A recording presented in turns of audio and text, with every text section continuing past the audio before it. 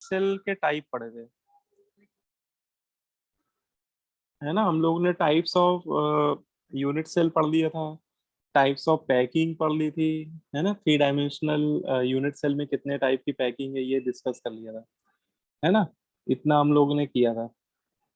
अब इसमें हम लोग को एक एक करके क्यूब में जो हम लोग ने डिस्कस किया था कि क्यूब में बेटा 3 टाइप की पैकिंग बनती है, ठीक है।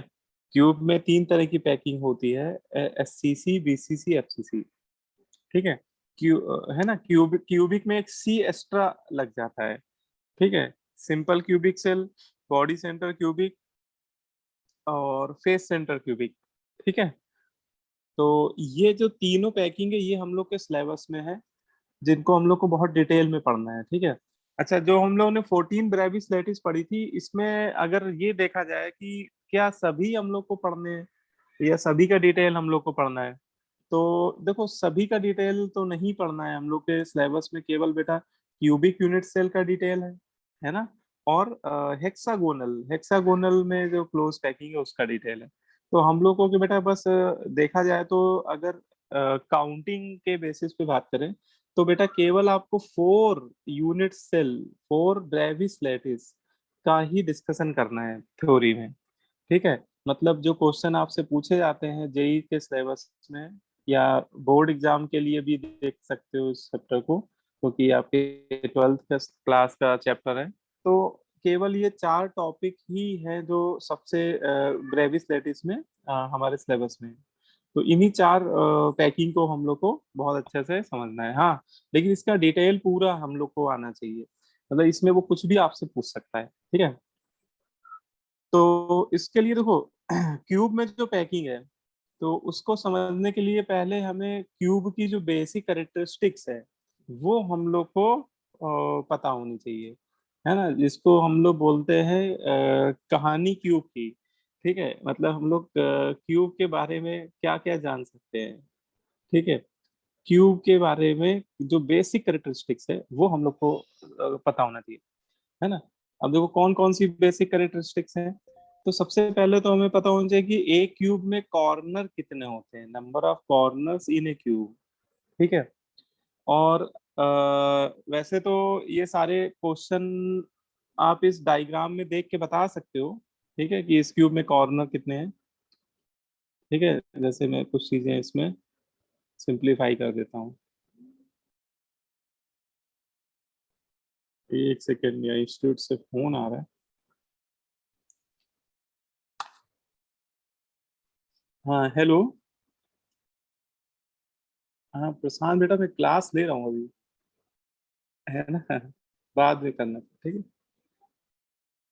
9 बजे के बाद करना है।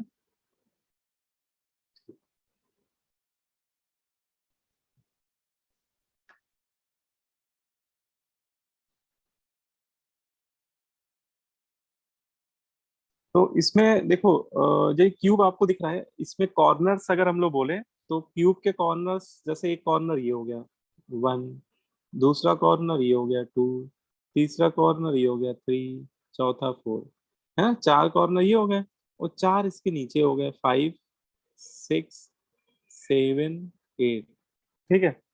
तो एक क्यूब में टोटल कितने कॉर्नर हो गए, 8 कॉर्नर हो गए। अच्छा, ये आप सारी चीजें विजुलाइज भी कर सकते हो, जैसे जिस रूम में आप बैठ के पढ़ रहे हो तो जो भी चीज मैं आपसे पूछूं या आपसे जिस पॉइंट में डिस्कस करूं आप उसको अपने रूम में ही देखिएगा, है ना। तो आपको दिखेंगी चीजें, ठीक है। जैसे आप अपने रूम में देखिए, आपके रूम में कितने कॉर्नर है, अपने रूम को क्यूब मान के चलो, अपने क्यूब को क्या एज्यूम कर लो कि वो क्यूब है, तो उसमें कॉर्नर काउंट करो कितने दिख रहे हैं। 8 दिख रहे हैं सभी को। यस 8। Yes yes. अच्छा अच्छा, किसी को ज्यादा तो नहीं दिख रहे हैं 8 से। ठीक है। तो एक क्यूब में बेटा 80 कॉर्नर होते हैं, है ना। तो अगर आइडियल क्यूब की बात किया जाए तो आइडियल क्यूब में 8 कॉर्नर होते हैं, ठीक है। अच्छा भाई, अब हम लोग बात करें number of faces in A cube, एक क्यूब में फेस कितनी होती है। तो देखो फेस का मतलब ये है, जैसे मैं एक शेड कर रहा हूँ, एक क्यूब की एक फेस को मैं शेड कर रहा हूँ, आप देखिए। तो ये पूरी एक फेस हो गई, ठीक है ना, ये पूरी एक क्या हो गई, फेस हो गई। तो ऐसे बताइए कितनी फेसेस आपको दिख रही हैं यहाँ पे? 6 faces. 6. हाँ 6, है ना। ये वाला आंसर देख के मत बोलिए, आपको जब तक दिखे नहीं तब तक आपको मत नहीं बोलना है। ये चलो मैं आंसर हटा दे रहा हूँ, अब आपको बताइएगा तो जल्दी। जब तक आपको ये चीजें विजुलाइज ना हो तब तक आप ओके मत बोलिएगा, क्योंकि आगे फिर नहीं तो यही चीजें दिक्कत करेंगी इस चैप्टर में। तो कॉर्नर सबको 8 दिख गए कि नहीं दिख गए, बोलो भाई, है ना। Yes, sir. Yes, sir. अच्छा, और फेसेस 6 कौन कौन सी हैं, दिख रही हैं इस क्यूब में, यस है ना। एक फेस ये हो गई, एक इसके सामने वाली हो गई, 2 हो गई, है ना। अब एक ये ऊपर वाली हो गई, 3, एक ये नीचे बॉटम, 4, ठीक है। एक ये सामने वाली, जस्ट सामने वाली, इसको मैं अलग से शेड कर रहा हूँ, 5, और एक जस्ट इसके पीछे बन रही है फेस 6, ठीक है। तो टोटल आपको दिखनी चाहिए 6 फेसेस। बोलो भाई, हैंड रेज करो किसी को 6, कितने बच्चों को 6 दिख रही है, मतलब क्लियर है ये पॉइंट, नंबर ऑफ फेसेस 6 सभी को क्लियर होना चाहिए। क्योंकि ये जितने भी पैकिंग पढ़ोगे ना क्यूब में, ये सारी बातें हर बार रिपीट होंगी, बार बार, है ना। आ, कुछ बच्चों को अभी नहीं क्लियर हुआ लग रहा है, अनुष्का को नहीं क्लियर हुआ है। अनुष्का, नंबर ऑफ फेसेस 6 नहीं समझ में आ रहा है।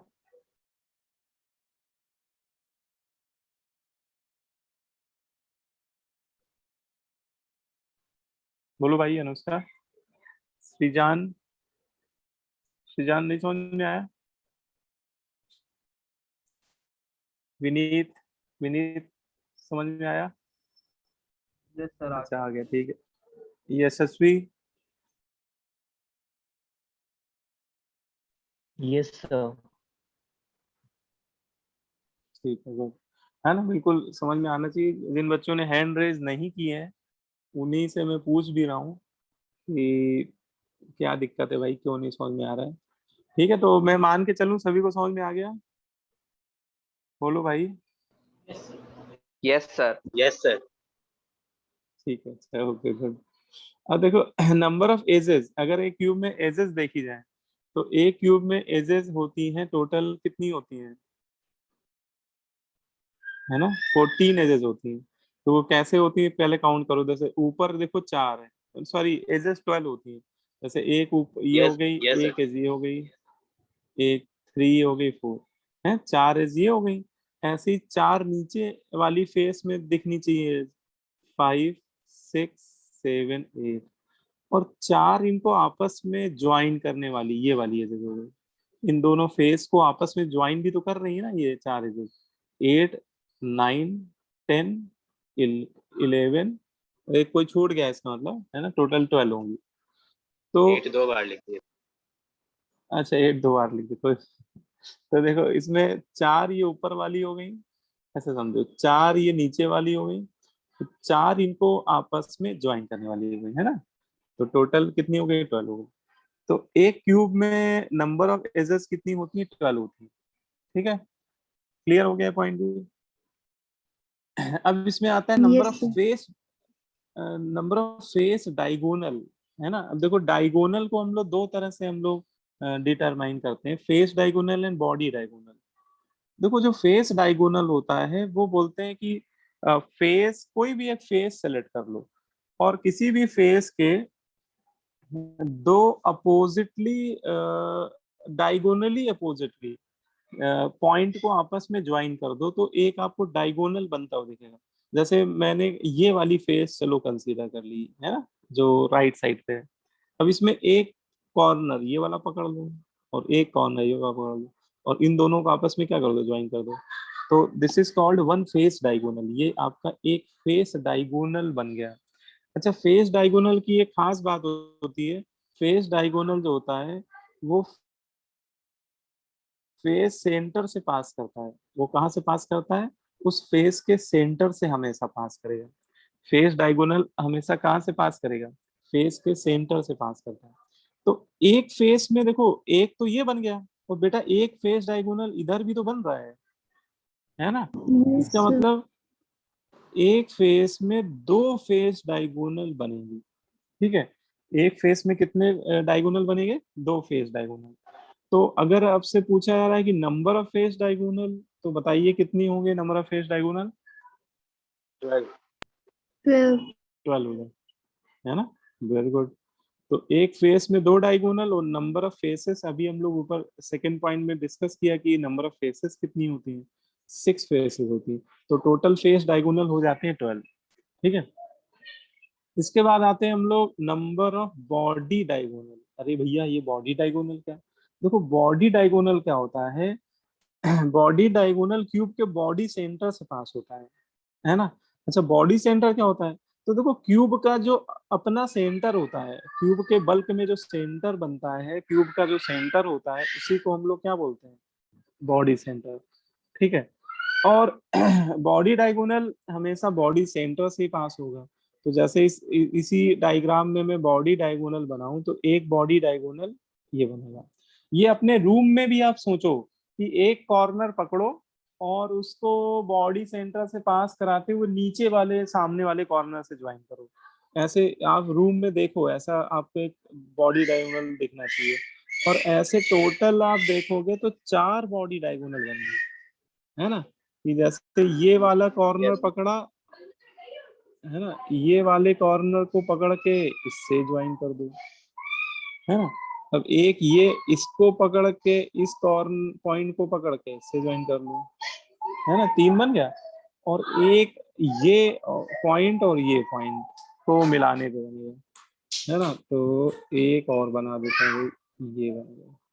इसको मैंने हल्का सा ट्विस्ट कर दिया है, क्योंकि वो सारी लाइनें ओवरलैप कर जाती नहीं तो, है ना, फिर वो समझ में नहीं आता। तो ये चौथा बॉडी डायगोनल सीधा ही सीधा होता है, स्ट्रेट होता है, लेकिन ये मैंने थोड़ा सा ऐसे दिखा दिया समझाने के पॉइंट ऑफ से। तो देखा जाए तो ये टोटल कितने बॉडी डायगोनल हो गए एक क्यूब में? Number of body diagonal 4. 4 हो गए, है ना? ये आप लोग को ये विजुलाइज होना चाहिए रूम में, इसको आप विजुलाइज करो, है ना? 4 बॉडी डायगोनल आप देखो बन रहे हैं कि नहीं बन रहे हैं, कि सर ऐसे ही बता रहे हैं। सभी लोग देखो रूम में कि बन रहे हैं, सभी को दिख रहे हैं। इमेजिन, इस चैप्टर में जितना आप चीजों को विजुलाइज करोगे, इमेजिन करोगे, उतनी आसानी से चीजें समझ में आएंगी, है ना? क्योंकि ज्यादातर डायग्राम 3 डायमेंशनल डायग्राम। ठीक है, हो रहे हैं विजुलाइज? Yes, sir.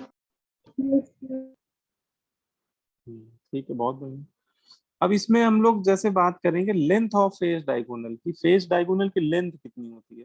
तो देखो देखो सिंपल सी बात है, जैसे एक फेस आप बनाओ, कोई भी एक फेस बना लो।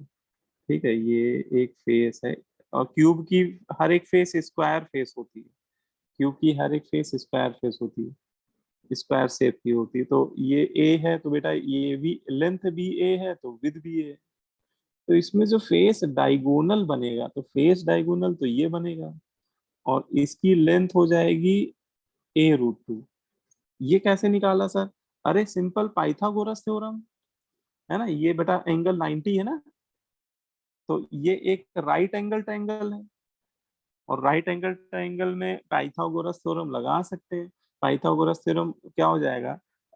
मतलब ये जो हाइपोटेन्यूस बन रहा है, इसका स्क्वायर हो जाएगा square root of a square plus a square.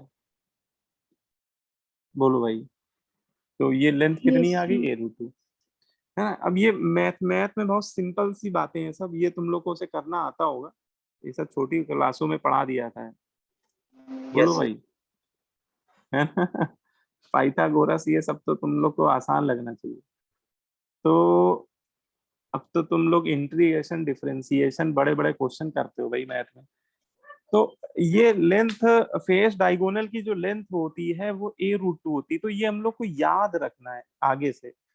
अभी तो जैसे हम मैं निकाल के बता भी रहा हूँ, आगे मैं निकाल के बताऊंगा भी नहीं। मतलब कहीं पे हम लोग इसको बेटा डायरेक्ट यूज करेंगे। कहीं भी फेस डायगोनल की लेंथ हमें लेनी होगी, तो हम लोग a√2 ले लेंगे और अंडरस्टूड होगा कि यहाँ पे a क्या है, a जो फेस की लेंथ है या क्यूब की एज लेंथ है। हम लोग सॉलिड स्टेट में क्यूब की एज लेंथ को a मान लेते हैं, है ना। बोलो भाई। अच्छा ये कोई बताओ मुझे कि लेंथ ऑफ बॉडी डायगोनल कितना होगा, बॉडी डायगोनल की लेंथ कितनी होगी इन टर्म ऑफ ए। मुस्कान बताएगी, बॉडी डायगोनल की लेंथ बताओ बेटा इन टर्म ऑफ ए। मुस्कान बेटा। सर नहीं पता। अरे तो बहुत आसान है, तो पता होना चाहिए। और किसी बच्चा किसी को पता हो बताओ। a√2 a√3 a√3, हाँ गुड। अब ये बताओ कैसे आई, ये भी समझाओ बेटा, किसने बताया मुझे। सर मैंने, रुद्र। अच्छा रुद्र बता। रुद्र बेटा तुम सोचो कि तुम टीचर हो, ठीक है, तुम समझाओ हम लोगों को ये a√3 कैसे है, सब लोग सर समझेंगे। सर समझाओ। इसमें क्यूब है तो इसमें 3 साइड्स होंगी, मतलब हाँ। लेंथ, ब्रेड्थ और हाइट। तो सर हम्म। Under root a² + a² + a², फिर उसका under root of a² a²। + Square + a²। ये तुमने वो खतरनाक फॉर्मूला लगा दिया। अच्छा कोई और समझा सकता है, थोड़ा और सिंपल वे में समझाओ, तुमने थोड़ा टफ समझा दिया, मुझे लग नहीं रहा कि यस सर। बच्चे समझ पा रहे हो। हैं, कोई थोड़ा सिंपल वे में समझाओ। सर हाँ हाँ। सर हम लोग सर किसी एक साइड के बेस पे सर हम लोग फेस डायगोनल को कनेक्ट कर देंगे, उसके बाद सर उन लोगों के पास एक साइड होगी और सर उसके जस्ट परपेंडिकुलर फेस डायगोनल होगा सर, उसके मदद से हम लोग पाइथागोरस थ्योरम लगा के निकाल सकते हैं सर उसका। हाँ हाँ बिल्कुल सही, बिल्कुल। ये थोड़ा सा सिंपल वे में बच्चे ने बताया। अब देखो मैं इसी चीज को मैं दिखा रहा हूँ, जो बच्चे ने बताया वही चीज मैं बता रहा हूँ, बस थोड़ा सा आपको मैं डायग्राम दिखेगा तो जल्दी समझ में आएगा। जैसे बेटा ये मैंने एक बॉडी डायगोनल ले लिया बेटा, है ना। मुस्कान समझो बेटा, ये बॉडी डायगोनल है, इसकी मुझे लेंथ निकालनी है ना, ए के टर्म में कितनी है। तो मैं क्या करूंगा, एक राइट एंगल ट्रायंगल कंसीडर करूंगा। देखो आप ए पॉइंट पे खड़े हो जाओ यहाँ पे, और ए से बी सीधा नीचे आओ, ठीक है।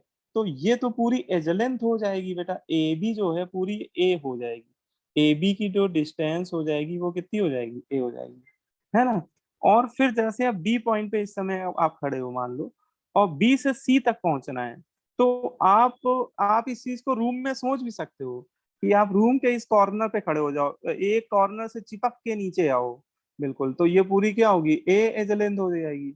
और फिर आप जो फ्लोर है, आपके कमरे का जो फ्लोर है, आप डायगोनली एक कॉर्नर से दूसरे कॉर्नर पहुंचो, है ना। ये आप बिल्कुल जैसे जमीन में चींटी चलती है ना, वैसे रेंग रेंग के पहुंच रहे हो यहाँ पे। तो आप बी से सी जब यहाँ पहुंचोगे, तो ये तो फेस डायगोनल हो गया भाई, देखो ये तो नीचे वाली फेस का क्या है, डायगोनल है। और अभी हम लोग ने इसकी लेंथ निकाली, कितनी आई थी, a√2। तो बताओ यहाँ पे जो एंगल बन रहा होगा, ये 90 बन रहा है कि नहीं बन रहा है। ये देखो आप इसको रूम में देखो कि ये लेंथ देखो और ये फेस डायगोनल के बीच का एंगल 90 बन रहा है कि नहीं बन रहा है, बन रहा है। Yes sir. यस तो मतलब ये जो ट्रायंगल हम लोग ले रहे हैं, ट्रायंगल ए बी सी, ये एक राइट एंगल ट्रायंगल है। अब इसमें पाइथागोरस थ्योरम लगा दो, तो पाइथागोरस थ्योरम के अकॉर्डिंग क्या हो जाएगा, जो ए सी का स्क्वायर होगा, ए सी स्क्वायर ये बराबर ab² + bc²। A B square हो जाएगा a² और बी सी स्क्वायर a√2 पूरे का स्क्वायर। तो ये कितना हो जाएगा, 3a²। अब लेकिन भैया ए सी का जो स्क्वायर है, ये जब इधर आएगा स्क्वायर रूट बन जाएगा, तो ए सी कितना आ जाएगा, ए सी आ जाएगा a√3। बोलो भाई, ए सी कितना आ गया, a√3, है ना। तो ये जो लेंथ आएगी यहाँ से यहाँ तक की, ये a√3 आ जाएगी बेटा। यही तो हमारा बॉडी डायगोनल है ना बेटा, ये पूरा है ना। बोलो क्लियर हुई की बात अब, यस सर। है ना। तो a√3, और इसको बेटा आप लोग याद रखो, अभी तो हम लोग निकाल रहे हैं वही बात है, लेकिन जब हम लोग आगे पैकिंग पढ़ेंगे ना तो हम लोग ये डायरेक्ट यूज करेंगे बेटा, ये वैल्यू वैल्यू, ठीक है, अगर कहीं काम आएगी तो सीधे ये दो, आप सीधे इसको रट्टा लगा लो, आप लोग ज्यादा इसमें सोचो नहीं, समझ तो लिया ही है ना। अब तो समझ में आ भी गया होगा, फिर भी आप लोग याद जरूर कर लेना। फेस डायगोनल की लेंथ a√3, बॉडी डायगोनल की a√3। अब इसमें कह रहा है कि बताओ, अब ये 2-3 पॉइंट बड़े इंपॉर्टेंट है, इनको बहुत से समझिएगा, है ना। देखो इसमें ये जो अगला पॉइंट है, पॉइंट नंबर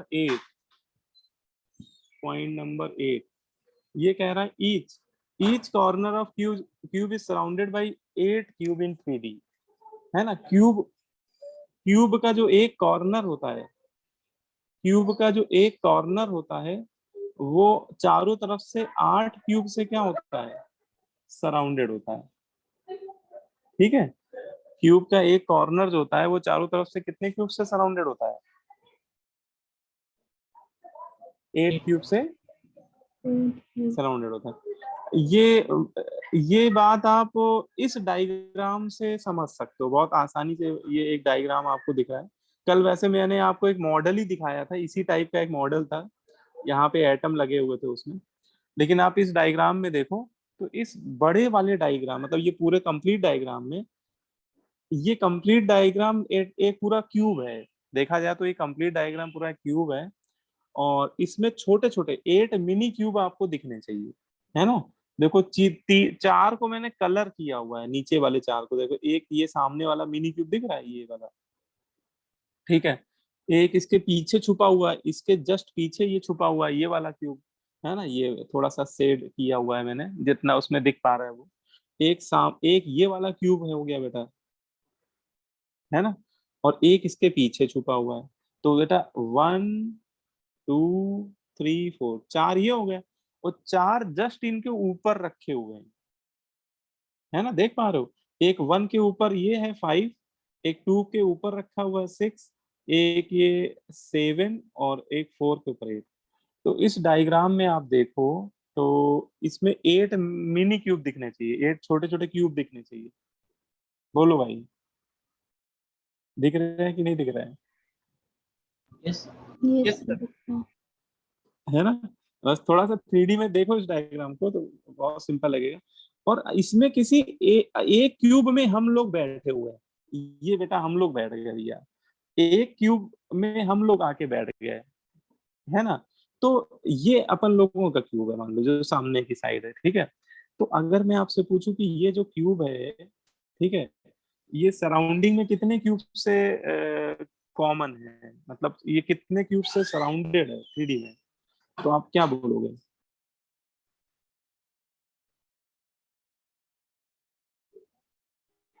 ये क्यूब चारों तरफ से कितने क्यूब से घिरा हुआ है, कितने क्यूब से कॉमन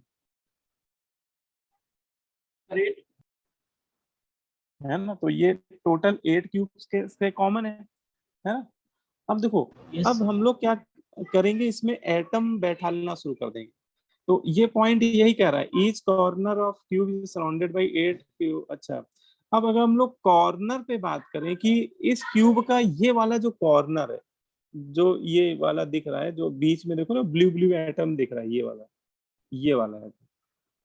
ये वाला एटम, ये जो हमारा वाला क्यूब है, जो ग्रीन कलर का क्यूब है, ये रेजोनेंस वाला जो क्यूब है, रेजोनेंस का भी ग्रीन कलर होता है, तो है ना।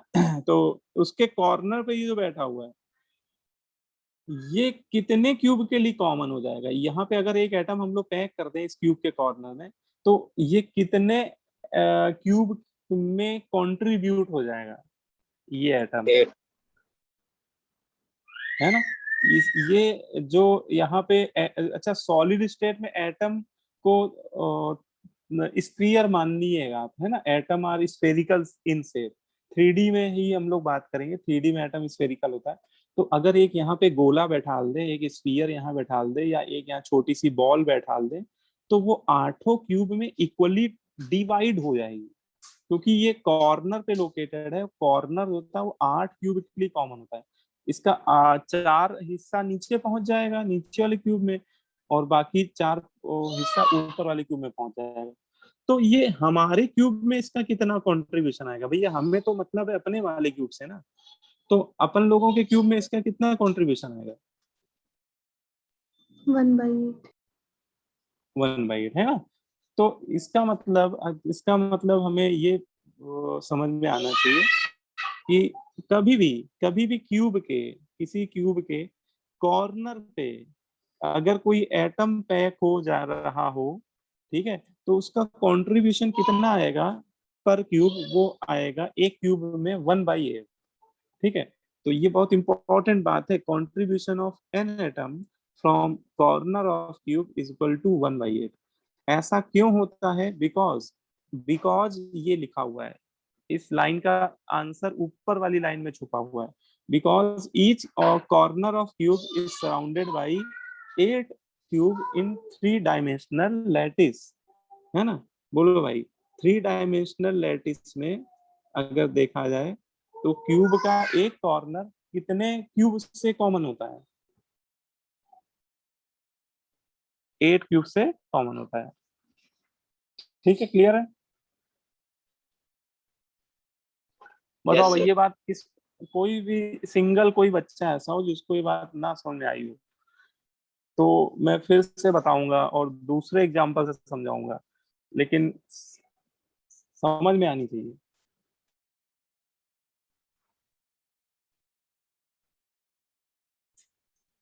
है ना। अगर किसी को डाउट हो रहा हो कि मतलब कि नहीं समझ में आ रहा हो, तो आप जिस कमरे में बैठे हुए हो उसका एक कोना आप देखो, ठीक है।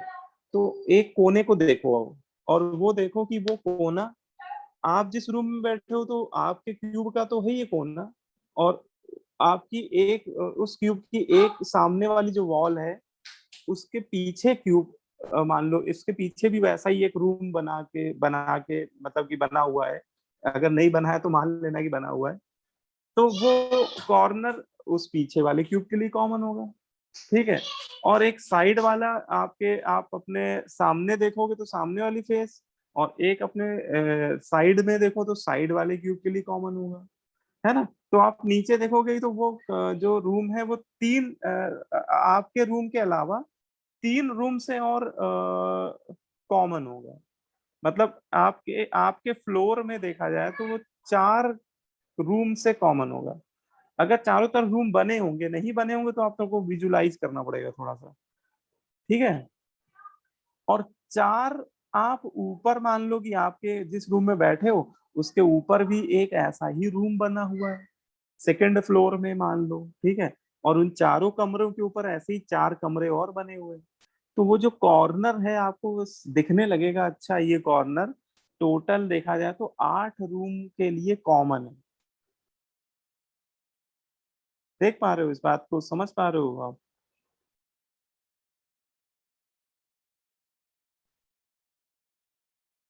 बोलो भाई। Yes sir. इस चीज को Yes, sir. आप इसको प्रैक्टिकली देखो, समझो, तो यही चीज आपको विजुलाइज हो जाएगी कि क्यूब का एक कॉर्नर 8 क्यूब के लिए कॉमन होता है ना। तो अगर वहां पे कोई बड़ी सी बॉल बैठाल दें उस कॉर्नर पे, तो उसका केवल बेटा 1/8 पोर्शन ही आपके रूम में आएगा। जिस रूम में आप बैठो उसमें 1/8 ही आ पाएगा, क्योंकि वो 8 रूम में इक्वली डिवाइड हो जाएगा, है ना। चलो अच्छा, आप समझ में आ गया होगा मेरे ख्याल से। फिर भी ये वाला डायग्राम बहुत सिंपल है, इससे तो आपको बिल्कुल अच्छे से समझ में आना चाहिए। ये वाले डायग्राम से तो बहुत इजीली आपको ये बात क्लियर हो जानी चाहिए। अब इसमें आते हैं नेक्स्ट पॉइंट में, contribution of an atom from face centre. Face के सेंटर से क्या कंट्रीब्यूशन होता है? तो देखो बेटा, अगर फेस किसी क्यूब के फेस के सेंटर पे कोई एटम आप बैठा लोगे तो उसका आधा हिस्सा आपके रूम में आ जाएगा। और अच्छा, आप ऐसे समझो कि आप किसी भी क्यूब की एक फेस देखो, तो एक फेस बेटा दो क्यूब के लिए कॉमन होती है, जैसे एक राइट वाले क्यूब के लिए कॉमन है, एक लेफ्ट वाले क्यूब के लिए कॉमन है ना।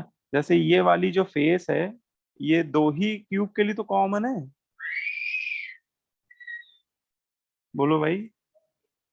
अच्छा जैसे ये Yes, ऊपर sir. वाली फेस है, वो ये ऊपर वाली फेस एक तो ये नीचे वाले क्यूब के लिए कॉमन है, और एक इसके ऊपर आप और बनाना चाहो तो एक इसके ऊपर एक और बन जाएगा क्यूब, एक उसके लिए कॉमन हो जाएगी।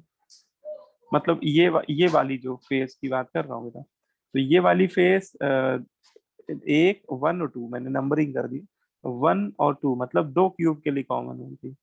तो कहने का मतलब क्या है कि कोई भी फेस है ना क्यूब की, कोई भी एक सिंगल फेस बेटा दो क्यूब के लिए कॉमन होती है, दो क्यूब के लिए कॉमन होती है। तो अगर आप फेस उस फेस के सेंटर पे एक स्फेरिकल एटम बैठा दोगे तो आधा वो एक क्यूब में चला जाएगा, उसका आधा पोर्शन एक क्यूब में चला जाएगा, वो आधा दूसरे क्यूब में निकल जाएगा, आधा पोर्शन। बोलो भाई, जैसे यहाँ पे एटम बैठा ला तो आधा ये इसमें आ जाएगा हाफ पोर्शन, और हाफ पोर्शन यहाँ पे आ जाएगा, है ना। तो इसका मतलब फेस के सेंटर से बेटा समझना है, फेस के सेंटर से एक एटम का कितना कंट्रीब्यूशन आ पाता है, हाफ ही तो आ पाएगा, बोलो यस भाई। सर। तो ये पॉइंट भी इंपॉर्टेंट है कि फेस के सेंटर से कितना कंट्रीब्यूशन आएगा, 1/2 आएगा, जबकि कॉर्नर से कितना आ रहा था, 1/8 आ रहा था। ठीक है, ये दोनों पॉइंट समझ में आ रहे हैं सभी को। Yes, sir. Yes, sir. Yes, sir. अच्छा ठीक है good। अब इसमें ऐसे नेक्स्ट पॉइंट है contribution of an atom from S centre. अगर आप क्यूब के किसी भी एक एज पे कोई एटम बैठा दोगे तो बोलते हैं क्यूब की एक एज 4 क्यूब के लिए कॉमन होती है। क्यूब की एक एज, जैसे ये वाला डायग्राम ही देख लो, जैसे ये एक एज मैंने कंसीडर की हुई है यहाँ पे, और इसके एज के सेंटर पे एक एटम मैंने बैठा दिया। तो ये वाली एज आपसे मैं पूछूं कि बताओ कितने क्यूब के लिए कॉमन है, तो ये वाली एज एक तो ये ग्रीन वाले क्यूब जिस जो हमारा क्यूब है उसके लिए कॉमन है, एक इसके पीछे वाले क्यूब के लिए कॉमन है, एक बेटा ग्रीन वाले के ऊपर जो बैठा हुआ है इसके लिए कॉमन है, और एक ये पीछे वाले के ऊपर एक बैठा हुआ है इसके लिए भी कॉमन है। ये वाली एज, इस वाली एज की बात कर रहा हूं मैं, ये वाली एज। तो ये वाली एज 4 क्यूब के लिए कॉमन है ना। आप कोई भी एज देख लो, जैसे आप ये वाली एज देख लो, ये वाली एज, तो ये एक ग्रीन वाली क्यूब, एक ये वायलेट वाला क्यूब जो है, एक इसके पीछे वाले क्यूब के लिए भी कॉमन हो जाएगी यही वाली एज, और ये येलो वाले क्यूब के लिए भी कॉमन हो जाएगी, इन चारों के लिए कॉमन हो जाएगी। बोलो भाई। Yes, sir. तो Yes, sir. क्यूब की एक एज बेटा 4 क्यूब के लिए कॉमन होती है, और वहां पे अगर कोई एक एटम हम लोग पैक कर देते हैं तो उसका कंट्रीब्यूशन आता है 1/4। तो है ना, ये पॉइंट भी पता है कि क्योंकि वो एटम क्या होगा, चारों क्यूब में इक्वली डिवाइड हो जाएगा, है ना। वो एटम चारों क्यूब में इक्वली कंट्रीब्यूट हो जाएगा। तो contribution of one atom from each edge center is equal to 1/4। और कभी ऐसा हो कि आप क्यूब के बॉडी सेंटर पे एक एटम बैठा दो, तो भैया बॉडी सेंटर का मतलब तो वो पूरा का पूरा क्यूब के अंदर आ गया ना, बल्क में आ गया, है ना। तो उसका कंट्रीब्यूशन कितना हो जाएगा, 1 हो जाएगा। बोलो भाई। अब जैसे ये Yes. क्यूब है, ये वाला क्यूब, अब इसके बॉडी सेंटर मतलब यहाँ पे कोई एटम बैठा दे तो Yes, पूरा sir. का पूरा अंदर आ जाएगा ना क्यूब के। ठीक है, जैसे ये ग्रीन Yes. वाला क्यूब है, अगर इसके बॉडी सेंटर में कोई एटम बैठा दे तो वो ग्रीन वाला जो क्यूब है उसके पूरा अंदर समा जाएगा, पूरा का पूरा अंदर आ जाएगा, मतलब इसका कंट्रीब्यूशन कितना हो जाएगा, 1 हो जाएगा। ठीक है, क्लियर हो गई बात ये। तो बस ये 4 पॉइंट है जो बहुत इंपॉर्टेंट है कि कॉर्नर से एक एटम का कंट्रीब्यूशन 1/8 होता है, फेस सेंटर से कितना कंट्रीब्यूशन होता है एक एटम का, हाफ होता है, और एस सेंटर से 1/4, और बॉडी सेंटर से 1। ठीक है, बोलो भाई। Yes, sir. अब देखो इसमें कुछ न्यूमेरिकल हम लोग करेंगे, देखो है ना, कुछ इसमें न्यूमेरिकल ऑलरेडी दिए हुए हैं, लेकिन हम लोग कुछ और डिफरेंट एग्जांपल भी करेंगे। ये तो करेंगे, इसके अलावा भी कुछ करेंगे। देखो ये जो इंफॉर्मेशन मैंने आपको बताया, इसके बेसिस पे आपसे कई बार क्वेश्चंस पूछेंगे। ठीक है, सिंपल क्वेश्चन ऑब्जेक्टिव में कई बार बहुत आसान क्वेश्चन भी पूछेंगे। जैसे एक क्वेश्चन लेता हूँ, लिख लो या समझ लो, लिख लोगे तो ज्यादा बेटर रहेगा, क्योंकि ये एग्जांपल मैं एक्स्ट्रा ले रहा हूँ। A solid is made up of two atom A and B. ठीक है, एक सॉलिड है वो दो एटम के कॉम्बिनेशन से बन रहा है, ए एंड बी। ठीक है, फिर कह रहा है atom A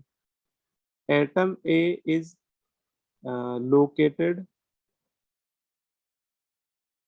at each corner of cube। Atom A जो है वो क्यूब के कॉर्नर पे बैठा है, while एटम बी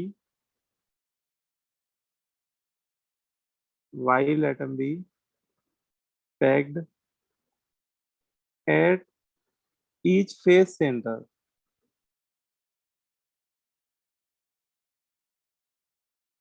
है ना, जबकि बी एटम जो ईच फेस सेंटर पे प्रेजेंट है।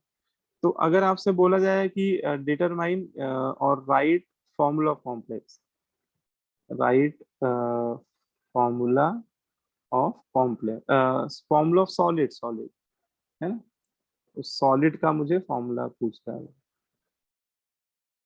तो देखो इस तरह के क्वेश्चन बहुत कॉमन है, और इनको करने का एक जनरल ट्रेंड होता है, एक सिस्टमेटिक मेथड होता है, और बहुत आसान होते हैं क्वेश्चन, ये फ्री के नंबर होते हैं ये सब। तो देखो आपको जैसे ही कुछ बोल रहा है, इसको पहले एक बार हम लोग समझते हैं। कह रहा है कोई सॉलिड है, वो दो एटम के कॉन्ट्रीब्यूशन से बन रहा है। ठीक है, ए और बी दो एटम के कॉम्बिनेशन बन रहा है। एटम ए की जो लैटिस साइट है, वो कह रहा है ईच कॉर्नर ऑफ यू। तो एटम ए कहाँ बैठा हुआ है? एटम ए लोकेटेड है ईच कॉर्नर ऑफ यू। हम लोग को लैटिस साइट से ही मतलब होता है।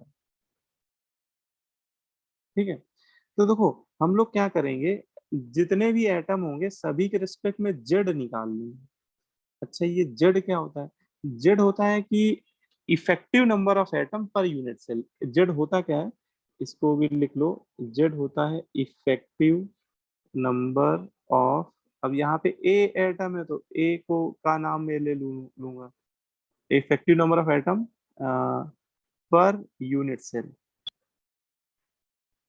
यूनिट सेल यहाँ क्यूब है, तो कहने का मतलब कि एक यूनिट सेल में ए एटम इफेक्टिवली कितने कंट्रीब्यूट हो रहा है, कितना उनका नंबर इफेक्टिवली आ रहा है ए क्यूब के अंदर, क्योंकि यहाँ पे यूनिट सेल क्यूब है। ठीक है, ये मैंने जनरल लिखा हुआ है ना, यहाँ पे यूनिट सेल क्यूब है।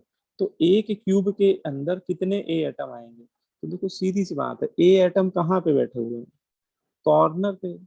Corner और अभी हम लोग ने डिस्कस किया है कि एक कॉर्नर से एक एटम का कितना कंट्रीब्यूशन होता है? 1/8. 1/8। है ना, 1/8। तो एक कॉर्नर से एक एटम का कंट्रीब्यूशन है 1/8, है ना। और हर एक कॉर्नर पे एक एक एटम बैठा है, ऐसा तो है नहीं कि केवल एक ही कॉर्नर पे एक एटम बैठा है। एक कॉर्नर से एक एटम का कंट्रीब्यूशन होता है 1/8, लेकिन एटम तो बेटा हर एक कॉर्नर पे बैठा हुआ है ना उस क्यूब के। ऐसा तो है नहीं कि कोई कॉर्नर खाली पड़ा हुआ है ना भाई, सारे कॉर्नर पे एक एक एटम आप बैठा दिए। इसका मतलब कि इस पूरे क्यूब के अंदर नेट कितने ए एटम आ जाएंगे? तो 1/8 एक कॉर्नर से आ रहा है इनटू नंबर ऑफ एटम्स या नंबर ऑफ कॉर्नर्स, है ना, इन विच एटम प्रेजेंट। तो टोटल कितने कॉर्नर होते हैं? 8 कॉर्नर होते हैं। तो इफेक्टिवली कितने एटम आ पा रहे होंगे? 1। 1. एक ही आ पा रहा होगा, है ना। तो एक क्यूब के अंदर ए एटम इफेक्टिवली एक ही आ पा रहा होगा। ठीक है, अब ऐसे ही बी के लिए निकाल लेते हैं भैया कि एटम बी का जेड कितना है। एटम बी कहाँ पे पैक था? इस क्वेश्चन में क्या कह रहा था? Atom B packed at each face center, है ना? तो एटम बी कहाँ बैठा हुआ? फेस सेंटर पे, ईच फेस सेंटर। ठीक है, अब देखो, अभी हम लोग ने डिस्कस किया और आप लोगों को समझ में भी अच्छे से आया कि जब फेस के सेंटर में कोई एटम बैठालते हैं तो उसका कितना पोर्शन आता है एक क्यूब के अंदर? 1/2. कितना क्वांटिटी? 1/2. हाफ आता है। और एक क्यूब में कितनी फेसें होती हैं? क्योंकि हर फेस में बैठाने को बोल रहा है। एक 6 क्यूब में फेस। नंबर ऑफ फेसेस, हाँ अभी हम लोगों ने पढ़ा एक क्यूब में 6 फेसें होती हैं। तो हर एक फेस से 1/2 आ रहा होगा, तो टोटल 1/2 इंटू 6, तो टोटल 3 एटम का कंट्रीब्यूशन, पूरा का पूरा 3 एटम का कंट्रीब्यूशन फेस सेंटर के रिस्पेक्ट में आ रहा होगा। जो एटम ये जो फेस सेंटर पे बैठाल दिए हैं आपने, उसके रिस्पेक्ट में आ रहा होगा, है ना? हर एक फेस पे बैठाला है आपने। तो बस फॉर्मूला, इसका मतलब क्या हो गया? जो जेड आया है ना, वही हम लोग सुपर स्क्रिप्ट में लिख देते हैं। जैसे देखो, ए के रिस्पेक्ट में जेड आया है 1, तो वो उसके सुपर स्क्रिप्ट में लिख दो, है ना?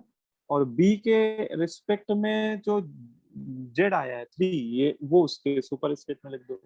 अच्छा, 1 लिखने का कोई मतलब होता नहीं है, तो उसको हटा भी सकते हो। तो इसका मतलब उस सॉलिड का फॉर्मूला क्या हो गया? उसका मॉलिक्यूलर फॉर्मूला क्या हो गया? AB3 हो गया। ठीक है, बस यही आंसर है। तो मतलब ये बेसिक, मैंने बहुत बेसिक क्वेश्चन कराया है। वैसे ये क्वेश्चन एनसीईआरटी में दिया भी हुआ है, तो लेकिन बहुत बेसिक क्वेश्चन है। लेकिन इस क्वेश्चन से आपको एक आइडिया लगना चाहिए, ये क्लियर होना चाहिए कि ऐसे और भी नंबर ऑफ क्वेश्चन बन सकते हैं। बस वो क्या करेगा कि वो लैटिस साइड बदलता जाएगा। जैसे यहाँ पे मैंने एटम कॉर्नर पे बैठाला है फेस सेंटर पे, अब वो कॉर्नर पे बैठा सकता है या फिर कोई उसकी लोकेशन बदल भी सकता है ना? तो हमें बस ये पता होना चाहिए कि कहाँ पे, किस लैटिस साइड पे एक एटम का क्या कंट्रीब्यूशन होता है। तो जैसे आपको पता था कि कॉर्नर से 1/8 होता है, और एक क्यूब में 8 कॉर्नर होते हैं, तो फटाक से आपने निकाल लिया जेड, है ना? फेस सेंटर में हाफ होता है और 6 फेसें होती हैं, तो ये निकाल लिया। तो बस उसी से फॉर्मूला बन गया। ठीक है, बोलो भाई। Yes. यस। चलो, एक एक क्वेश्चन मैं आपको देता हूँ, वो आप लोगों को करके मुझे बताना है। ठीक है, उसमें कोई मैं हिंट नहीं दूंगा वो।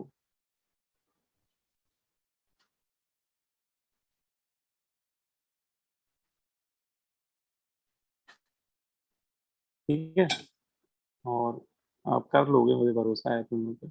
लेकिन मैं देखना चाहता हूँ कि कितनी लोग समझ गए मेरी बात। देखो भाई, एक क्वेश्चन नंबर 2 ले लेते हैं।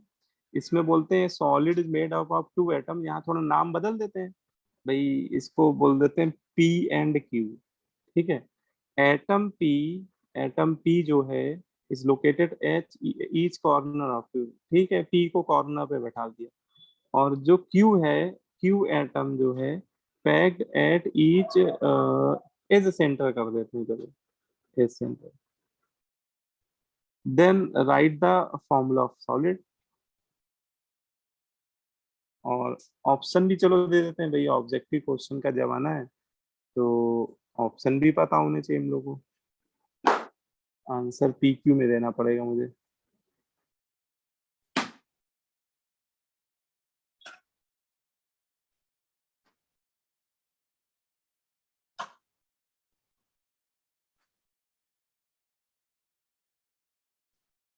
देखो भाई, करो, बताओ क्या आ रहा है।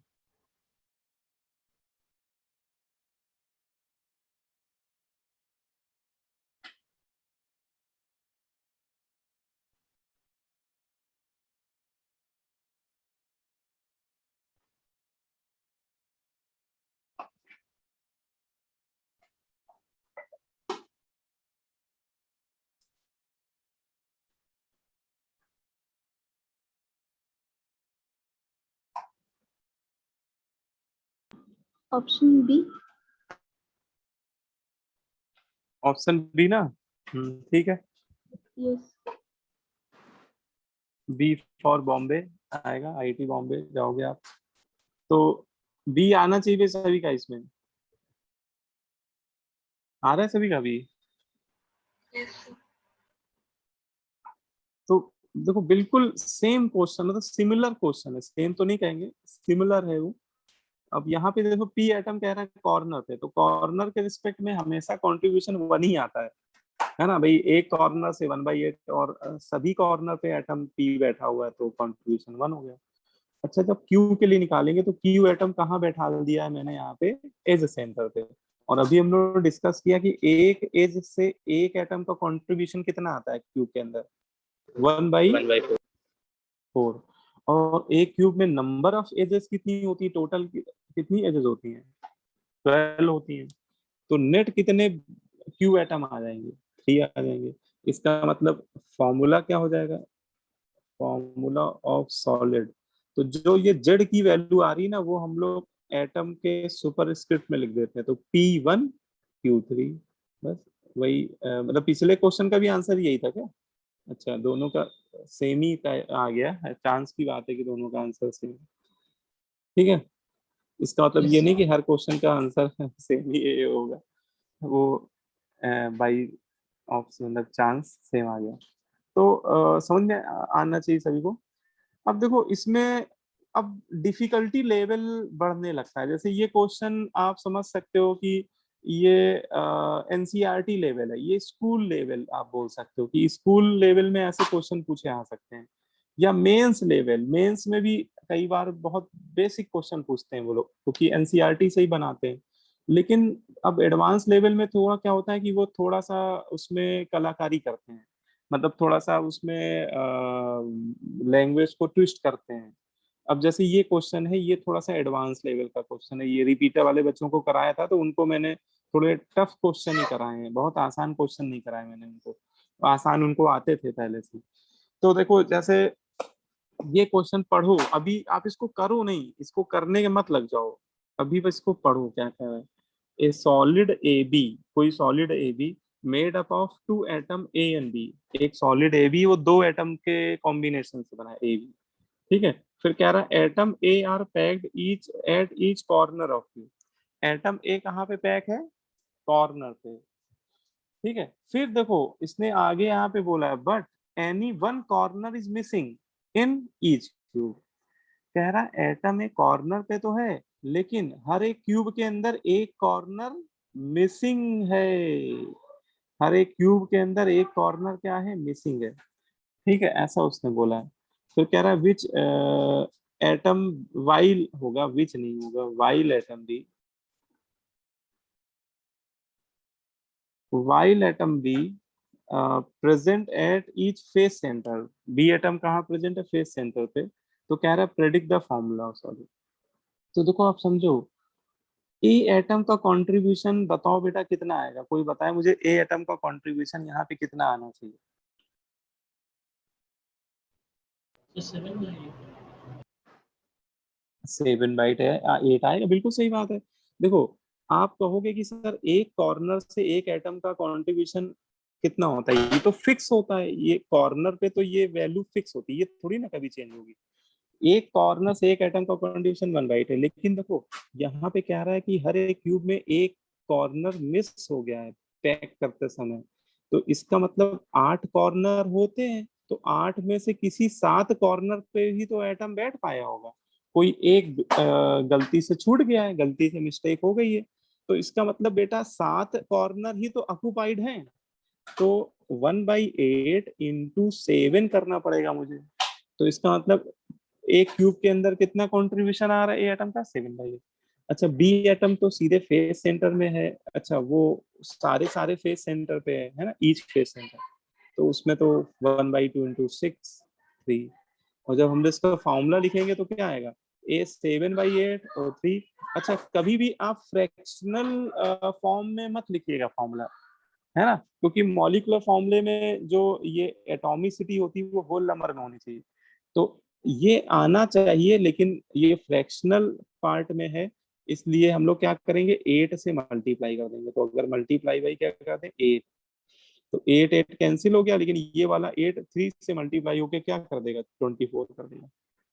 इसका मतलब हमारा फॉर्मूला क्या हो गया, A7B24, है ना, मतलब सी आंसर सही हो गया। बोलो भाई, अब इसमें ऐसा तो है नहीं कि बहुत कोई टफ क्वेश्चन है, हाँ थोड़ा सा उसने मॉडिफाई किया है, क्वेश्चन में थोड़ा सा मॉडिफिकेशन हुआ है यहाँ पे, सीधा सीधा नहीं पूछा, जैसे एनसीईआरटी पूछती है वैसे नहीं पूछा है। बोलो भाई, किसी बच्चे को Yes, sir. अभी भी कोई Yes, sir. डाउट हो तो पूछ लो मुझसे, है ना, क्लियर है सभी को? अच्छा, Yes, तो sir.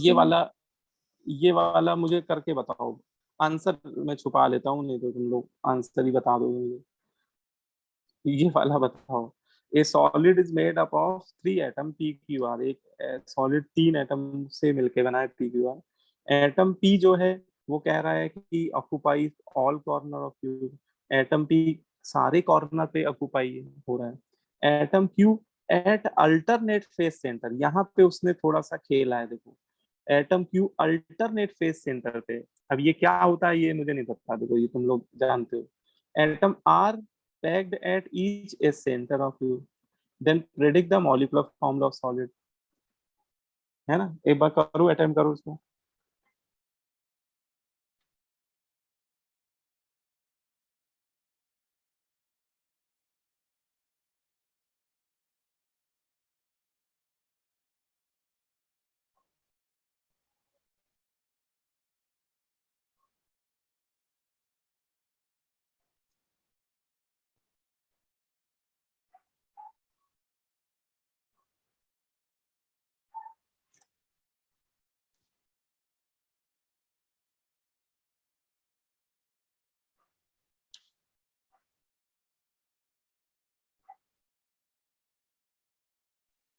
Sir, P2Q3R6.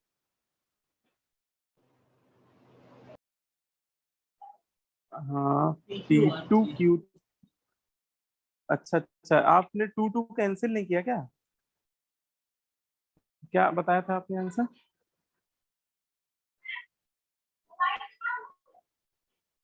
नहीं सर, गलत है। हाँ देखो, ये आना चाहिए बेटा, PQR3 आना चाहिए, यही आ रहा है सर. है ना, ये यार है, ठीक है फिर तो सही है। तो वो एटम पी का जेड तो 1 आ रहा होगा, इसमें तो किसी को डाउट नहीं होना चाहिए। एटम पी कॉर्नर पे है, एक कॉर्नर से एक एटम का कंट्रीब्यूशन 1/8, और सारे ही कॉर्नर पे बैठा हुआ एटम तो सीधा सीधा 1 हो जाएगा, 8 8 कैंसिल हो जाएगा। ठीक है, तो देखो जेड पी के एटम के लिए जेड हो जाएगा 1। ठीक है, अब ये इंपॉर्टेंट है, अल्टरनेट फेस सेंटर, ये वैसे कल एक जगह आया भी था word alternate face centre. Alternate face centre मतलब आमने सामने की दो फेस होती है केवल। अल्टरनेट फेस सेंटर का मतलब क्या होता है, आमने सामने की दो फेस, है ना।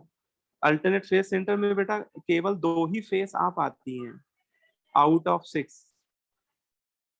बोलो भाई, 6 में से दो Yes, sir. फेस।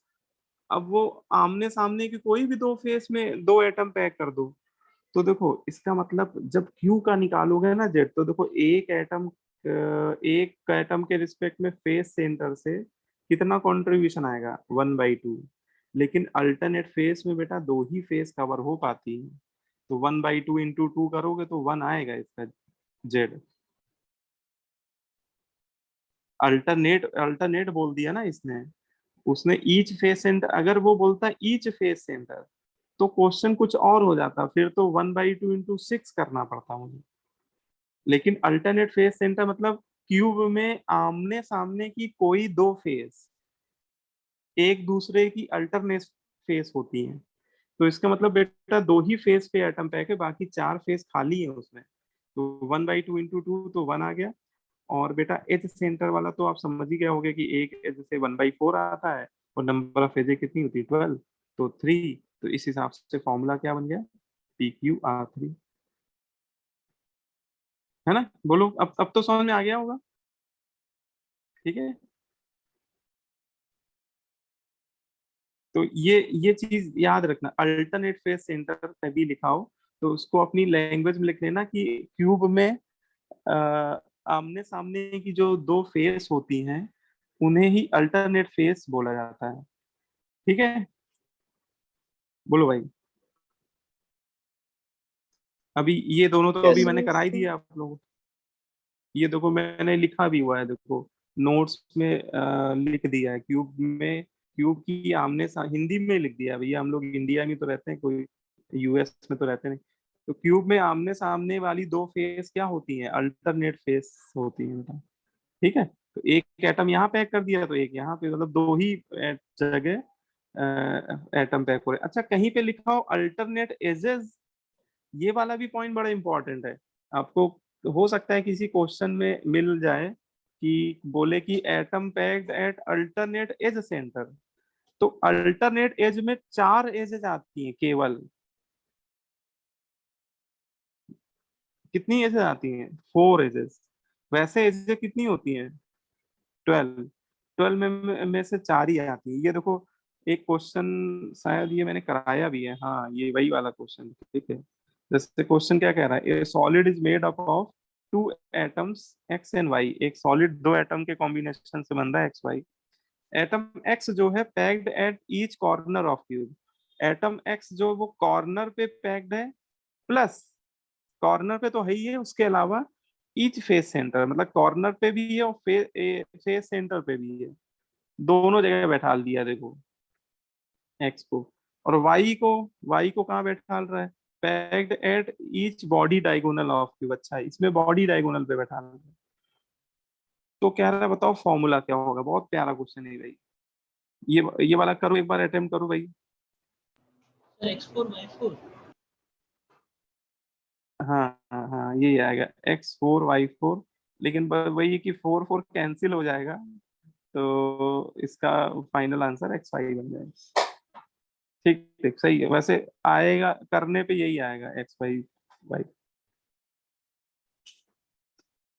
है ना। एक बार सभी लोग कर लो इसको, एक बार अटेम्प्ट जरूर कर लो। अच्छा क्वेश्चन है ये भी।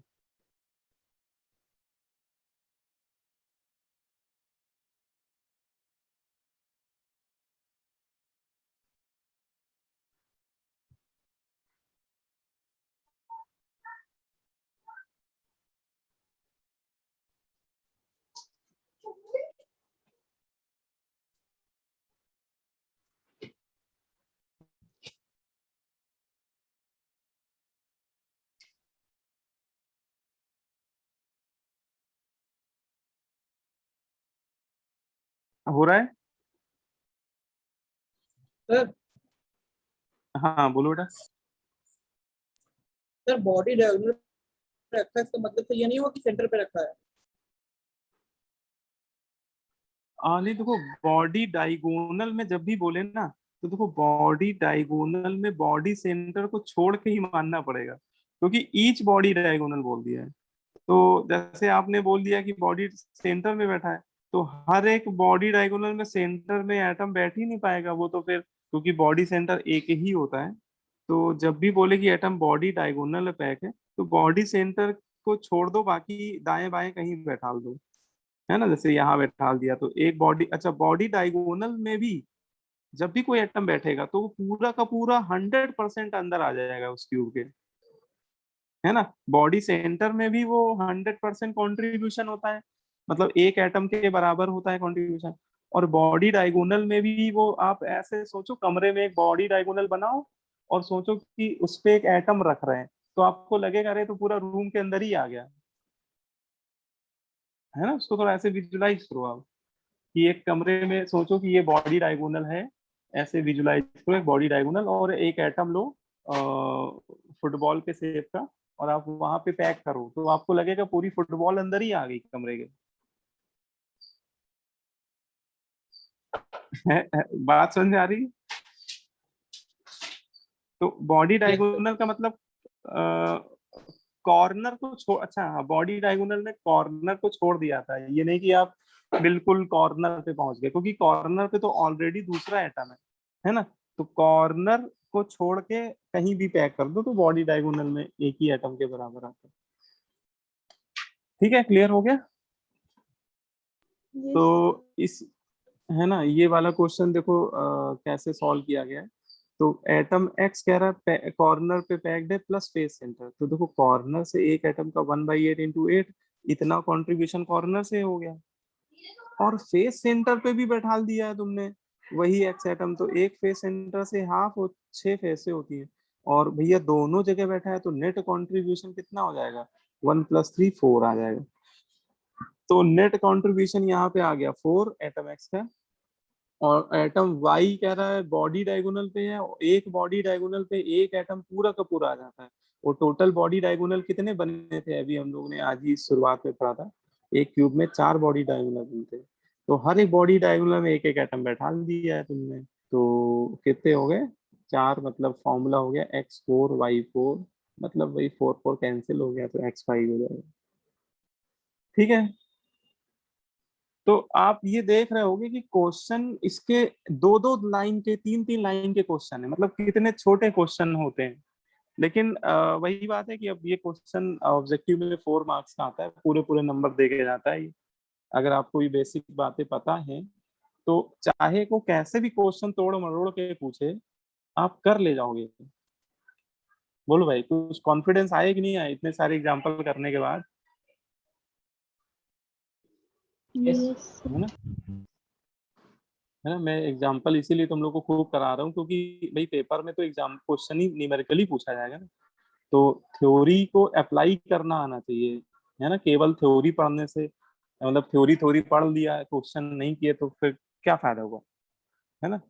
इसलिए क्वेश्चन खूब लगाने हैं हम लोग को, मतलब मेरी यही कोशिश रहेगी कि क्वेश्चन में आपसे खूब क्वेश्चन प्रैक्टिस कराऊं, और आपसे ही क्वेश्चन में पूछूंगा अभी ज्यादा, मतलब आंसर आप ही लोग दोगे मुझे, और नहीं आएगा तब मैं बताऊंगा। अब देखो इसमें, अब हम लोग पढ़ रहे हैं पैकिंग।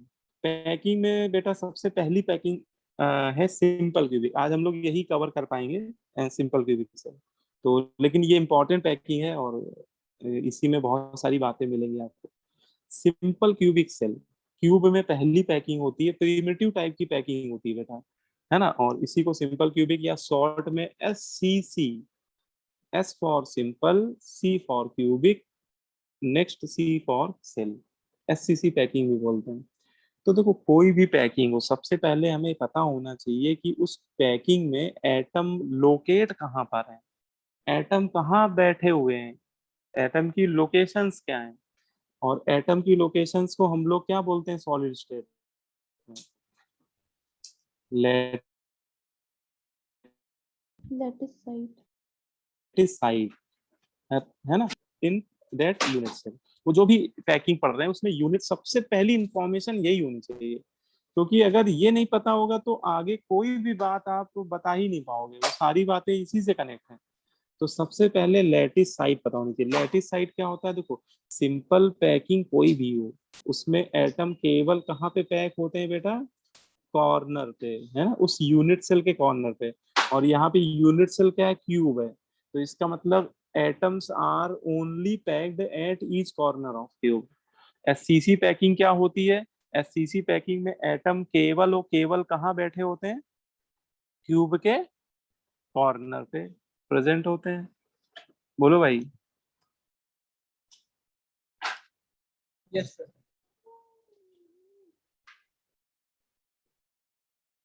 है ना, तो SCC पैकिंग में एटम केवल क्यूब के कॉर्नर पे प्रेजेंट होते हैं।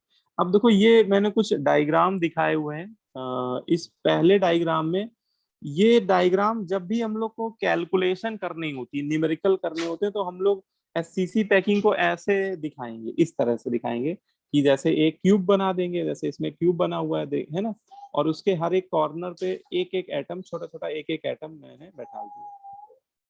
ठीक है, तो ये जो डायग्राम है ये एक रफ डायग्राम है, और ये, हाँ लेकिन जैसे हम लोग कुछ भी कैलकुलेट करेंगे तो कैलकुलेशन के पॉइंट ऑफ व्यू से ये बनाया जाता है, इसमें कैलकुलेशन थोड़ी इजीली हो जाती है। लेकिन अब इस डायग्राम में एक बात समझने वाली ये है कि जो ये एटम है, जैसे ये वाला एटम है, ठीक है, तो ये एटम क्या किसी को टच नहीं कर रहा है, जैसा इस डायग्राम में देखो, तो इस डायग्राम में लग रहा है कि ये एटम किसी को टच ही नहीं कर रहा है। तो ये सूडो डायग्राम है, ये जैसा दिख रहा है वैसा नहीं है, ये बस सिंपली कैलकुलेशन के पॉइंट ऑफ व्यू से बनाया जाता है। बोला क्या जाता है कि मतलब इस डायग्राम में ऐसा लग रहा है कि एटम सोशल डिस्टेंसिंग कर रहे हैं, जैसे कोरोना के टाइम हम लोग नहीं सोशल डिस्टेंसिंग कर रहे हैं, ऐसे लग रहा है कि ये सोशल डिस्टेंसिंग कर रहे हैं। लेकिन बेटा जो एससीसी पैकिंग होती है इसमें no social distancing is allowed, मतलब इसमें एटम सोशल डिस्टेंसिंग नहीं करते हैं। बोलते क्या है कि एटम जो होते हैं, जैसे कोई भी एक एटम, इसको पकड़ लेता हूं मैं, ये एटम, इस एटम से किसी भी क्यूब में एक कॉर्नर से 3 एज पास हो रही होती है ना, तो इस एटम से 3 एज पास हो रही है, और इसके नेक्स्ट एज के कॉर्नर पे जो भी एटम बैठा होगा ये इसको टच कर रहा होगा, ठीक है। तो ये एटम इसको टच कर रहा है, ये इसको टच कर रहा है, या ये दोनों एक दूसरे को टच कर रहे हैं कहने मतलब, और ये इसको टच कर रहा है। तो इस तरह से इसका ये डायग्राम एक्चुअल डायग्राम होता है। ये इसका क्या होता है, एक्चुअल डायग्राम है एससीसी पैकिंग का। कि जैसे ये वाला एटम देखो, ये वाला एटम है ना, इस एटम, तो ये एटम इसको भी टच कर रहा है, ये ए डिस्टेंस पे ही तो है, ये एटम इसको भी टच कर रहा है, ये भी ए डिस्टेंस पे तो है, और ये एटम इसको भी टच कर रहा है ए डिस्टेंस पे तो। अच्छा, इसमें कहोगे सर इसमें क्यूब नहीं दिख रहा है, देखो क्यूब तो मन की आंखों से देखा जाता है ना, क्यूब तो यूनिट सेल है ना, वो दिखेगा थोड़ी ना। आप इन एटम के सेंटर को आपस में ज्वाइन कर दो तो आपको खुद ही क्यूब दिखने लगेगा। भाई यूनिट सेल तो जब आप ज्वाइन करोगे तब दिखाई देगा इस तरह से, और इनको आपको अब देखो दिख गया क्यूब, ठीक है। तो ये this is the actual diagram. लेकिन वही बात है कि ऐसा डायग्राम हम लोग जब कैलकुलेशन करते हैं तो ऐसा डायग्राम बनाना आसान नहीं होता है, हम लोग के लिए ये डायग्राम बनाना ज्यादा इजी होता है, तो हम लोग ज्यादातर ये डायग्राम ही बना के जो भी डेरिवेशन है या जो भी कैलकुलेशन है वो कर लिया करें। अच्छा, अब इस डायग्राम में बोला जाए कि एक क्यूब के अंदर कैसा दिखेगा, एक क्यूब के अंदर, है ना, तो एक क्यूब के अंदर ऐसा डायग्राम दिखेगा, क्योंकि देखो बाकी एटम का जो हिस्सा होगा तो साइड वाले क्यूब में निकल जाएगा। वैसे भी कॉर्नर से एक एटम का कॉन्ट्रीब्यूशन 1/8 ही होता है, तो वो जो 1/8 होता है वो इस तरह का कुछ 1/8 होता है ना, आप इसको देख पा रहे होगे कि 1/8 पोर्शन देखो तो वो इतना ही तो है 1/8, या किसी भी कॉर्नर से देखो तो ये 1/8 इतना ही तो है। तो इस तरह से आपको देखने को मिल रहा है, ठीक है। तो ये तीनों डायग्राम बेटा एक ही पैकिंग को रिप्रेजेंट कर रहे हैं, और वो पैकिंग कौन सी है, एससीसी पैकिंग। बोलो भाई, Yes, sir. है ना। यस तो एससीसी, हाँ, तो ये सभी समझ में आ गया होगा। एससीसी पैकिंग में एटम कहाँ पे पैक होते हैं, केवल कॉर्नर पे पैक होते हैं। अब देखो, अब इसमें बहुत छोटे छोटे पॉइंट्स हैं वो हम लोग को पता होने चाहिए। जैसे हर एक पैकिंग में हम लोग जेड निकाला करेंगे, हर एक पैकिंग का अपना जेड होता है। जेड वही अभी जो पढ़ा हम लोग ने, effective number of atom per unit cell, ठीक है। तो अगर कोई पूछे कि एससीसी पैकिंग का बताओ बेटा जेड क्या होगा, तो देखो सिंपल सी बात है, एससीसी पैकिंग में एटम बेटा केवल कॉर्नर पे तो पैक है, और एक कॉर्नर से एक एटम का कंट्रीब्यूशन कितना होता है 1/8, और हर एक कॉर्नर पे एक एक एटम पैक है ना, 8 कॉर्नर होते हैं, सभी पे एक एक एटम पैक है, तो नेट कंट्रीब्यूशन कितना हो जाएगा 1 हो जाएगा। तो इसका मतलब एससीसी पैकिंग का जो जेड होगा वो 1 हो जाएगा, ठीक है ना। कोई पूछे एससीसी पैकिंग, अगर एक एटम को एससीसी पैक्ड कर रहे हैं तो आप सीधे उसका जेड 1 ले लेना, ठीक है। अगर किसी न्यूमेरिकल में बोल दे कि atom P is SCC packed, atom P is SCC packed, है ना, तो हम लोग ऐसा सुनते ही उस एटम का जेड कितना ले लिया करेंगे, 1 ले लिया करेंगे, ठीक है। बोलो भाई। Yes, अब sir. इसमें, हाँ, अब इसमें अगला जो पॉइंट है वो हम लोग पढ़ते हैं, relation between a and r. ये ए आर क्या है, तो देखो स्मॉल ए तो क्यूब की एज लेंथ है, वो तो हम लोग शुरुआत से क्यूब की एज लेंथ को स्मॉल ए से ही रिप्रेजेंट करते आ रहे हैं, और आर जो है वो एटम की रेडियस है। आर क्या है, एटम की रेडियस। अब देखो ये जो एक मैंने डायग्राम बनाया हुआ, ये एक फेस का डायग्राम है। जैसे ये आप देख रहे हो, इसमें से कोई एक फेस पकड़ लो आप, जैसे ये वाली फेस है, और उसका डायग्राम मैंने अलग से बना दिया है। तो ये एससीसी पैक्ड सॉलिड की कोई एक फेस देखोगे तो बेटा एटम उसके कॉर्नर पे ही बैठे हैं और कहीं तो एटम बैठा नहीं है, और कॉर्नर वाले एटम आपस में टच भी कर रहे हैं, है ना, कोई सोशल डिस्टेंसिंग, इनको कोरोना का कोई डर नहीं है ना, इसलिए ये टच भी कर रहे हैं। तो इस तरह से आपको फेस दिखाई देगी।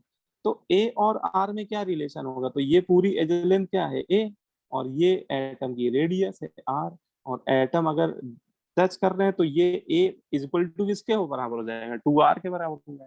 तो ये रिलेशन आ जाएगा ए इज इक्वल टू 2r। तो एससीसी पैकिंग में कोई अगर आपसे पूछे कि भैया बताओ कि क्यूब की एज लेंथ और एटम की रेडियस में क्या रिलेशन होता है, तो हम लोग क्या बोल देंगे, ए इज इक्वल टू 2r। बोलो भाई। और ये इस डायग्राम से आप उसको निकाल के भी दिखा सकते हो, ठीक है। बोलो भाई।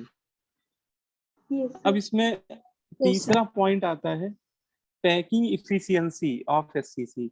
अच्छा ये क्या बला है भाई पैकिंग इफिशियंसी। देखो पैकिंग इफिशियंसी का मतलब ही जैसे आपने क्यूब को एससीसी पैड कर दिया, ये वाला डायग्राम देखो, तो एक क्यूब को एससीसी पैड कर दिया, तो एससीसी पैक करने के बाद जो ये एटम है, ये एटम जो एससीसी पैक्ड है, ये कितना वॉल्यूम ऑक्यूपाई कर रहे हैं इस क्यूब का। इस क्यूब के वॉल्यूम को, इस पूरे क्यूब के वॉल्यूम को अगर 100% मान लें, तो उस 100% का कितना परसेंट वॉल्यूम एटम ऑक्यूपाई कर रहे हैं। क्या पूरा 100% एटम ऑक्यूपाई कर पा रहे हैं।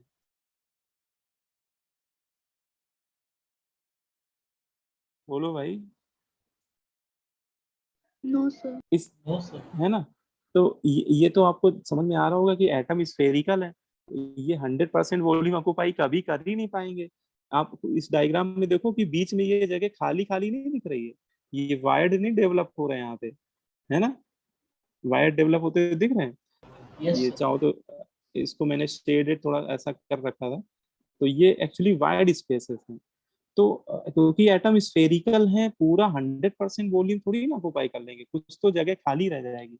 तो अगर हम लोग ये परसेंटेज में निकाले तो ये बेटा 52% आता है, ये एग्जैक्टली इतना आता है 52.3%। लेकिन इसको राउंड ऑफ करके लिखें तो मोटा मोटा 52% थ्योरी में बोल दिया था। तो बोलते हैं कि एससीसी पैकिंग में अप्रोक्सीमेट 52% वॉल्यूम ही एटम ऑक्यूपाई करते हैं, और volume occupy by atom in with respect to volume of unit cell, इसी को हम लोग क्या बोलते हैं, पैकिंग इफिशियंसी। तो यूनिट सेल के वॉल्यूम के रिस्पेक्ट में एटम जितना भी वॉल्यूम ऑक्यूपाई करते हैं किसी भी यूनिट सेल में, उसी को हम लोग क्या बोलते हैं, पैकिंग इफिशियंसी। अब ये कैसे आया 52, तो देखो इसको आप मैथमेटिकली कैलकुलेट भी कर सकते हो, देखो ये नीचे सॉल्व किया गया है। पैकिंग इफिशियंसी का फॉर्मूला लिखा गया है, वॉल्यूम ऑक्यूपाई बाई, यहाँ पे 3 डायमेंशनल सॉलिड है इसलिए वॉल्यूम लिखा जा रहा है, volume occupy by net atom, है ना, मतलब एटम कितना वॉल्यूम ऑक्यूपाई कर रहे हैं divide by volume of cube into 100। अब देखो एक एटम कितना वॉल्यूम ऑक्यूपाई कर रहा होगा, तो एटम स्फेरिकल मान रहे हैं, तो एक एटम वॉल्यूम ऑक्यूपाई कर रहा होगा 4/3 पाई आर, है ना।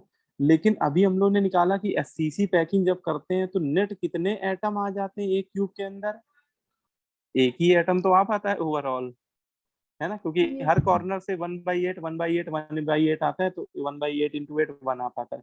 तो अगर देखा जाए तो एससीसी पैकिंग में क्यूब का कितना परसेंट वॉल्यूम एटम ऑक्यूपाई कर रहे हैं, तो देखो ये मैंने निकाला हुआ है, एक एटम का वॉल्यूम कितना लिख दिया 4/3 pi r cube into number of atom present in cubic unit cell in SCC packing. SCC packing में कितने एटम आ रहे हैं इफेक्टिवली, उनसे मल्टीप्लाई कर दे तो हमें ये पता चल जाएगा कि टोटल कितना एटम वॉल्यूम ऑक्यूपाई कर रहा है उस एससीसी पैकिंग में, है ना। तो देखो जेड की वैल्यू अभी हमने निकाली है 1 और 4/3 पाई आर क्यूब। अच्छा divided by volume of cube, ये तुम लोग बचपन से पढ़ते आ रहे हो भाई, क्यूब का वॉल्यूम कितना होता है a इंटू ए, है ना, क्योंकि क्यूब की सारी एज लेंथ बराबर होती है ना, तो वो ए क्यूब होता है।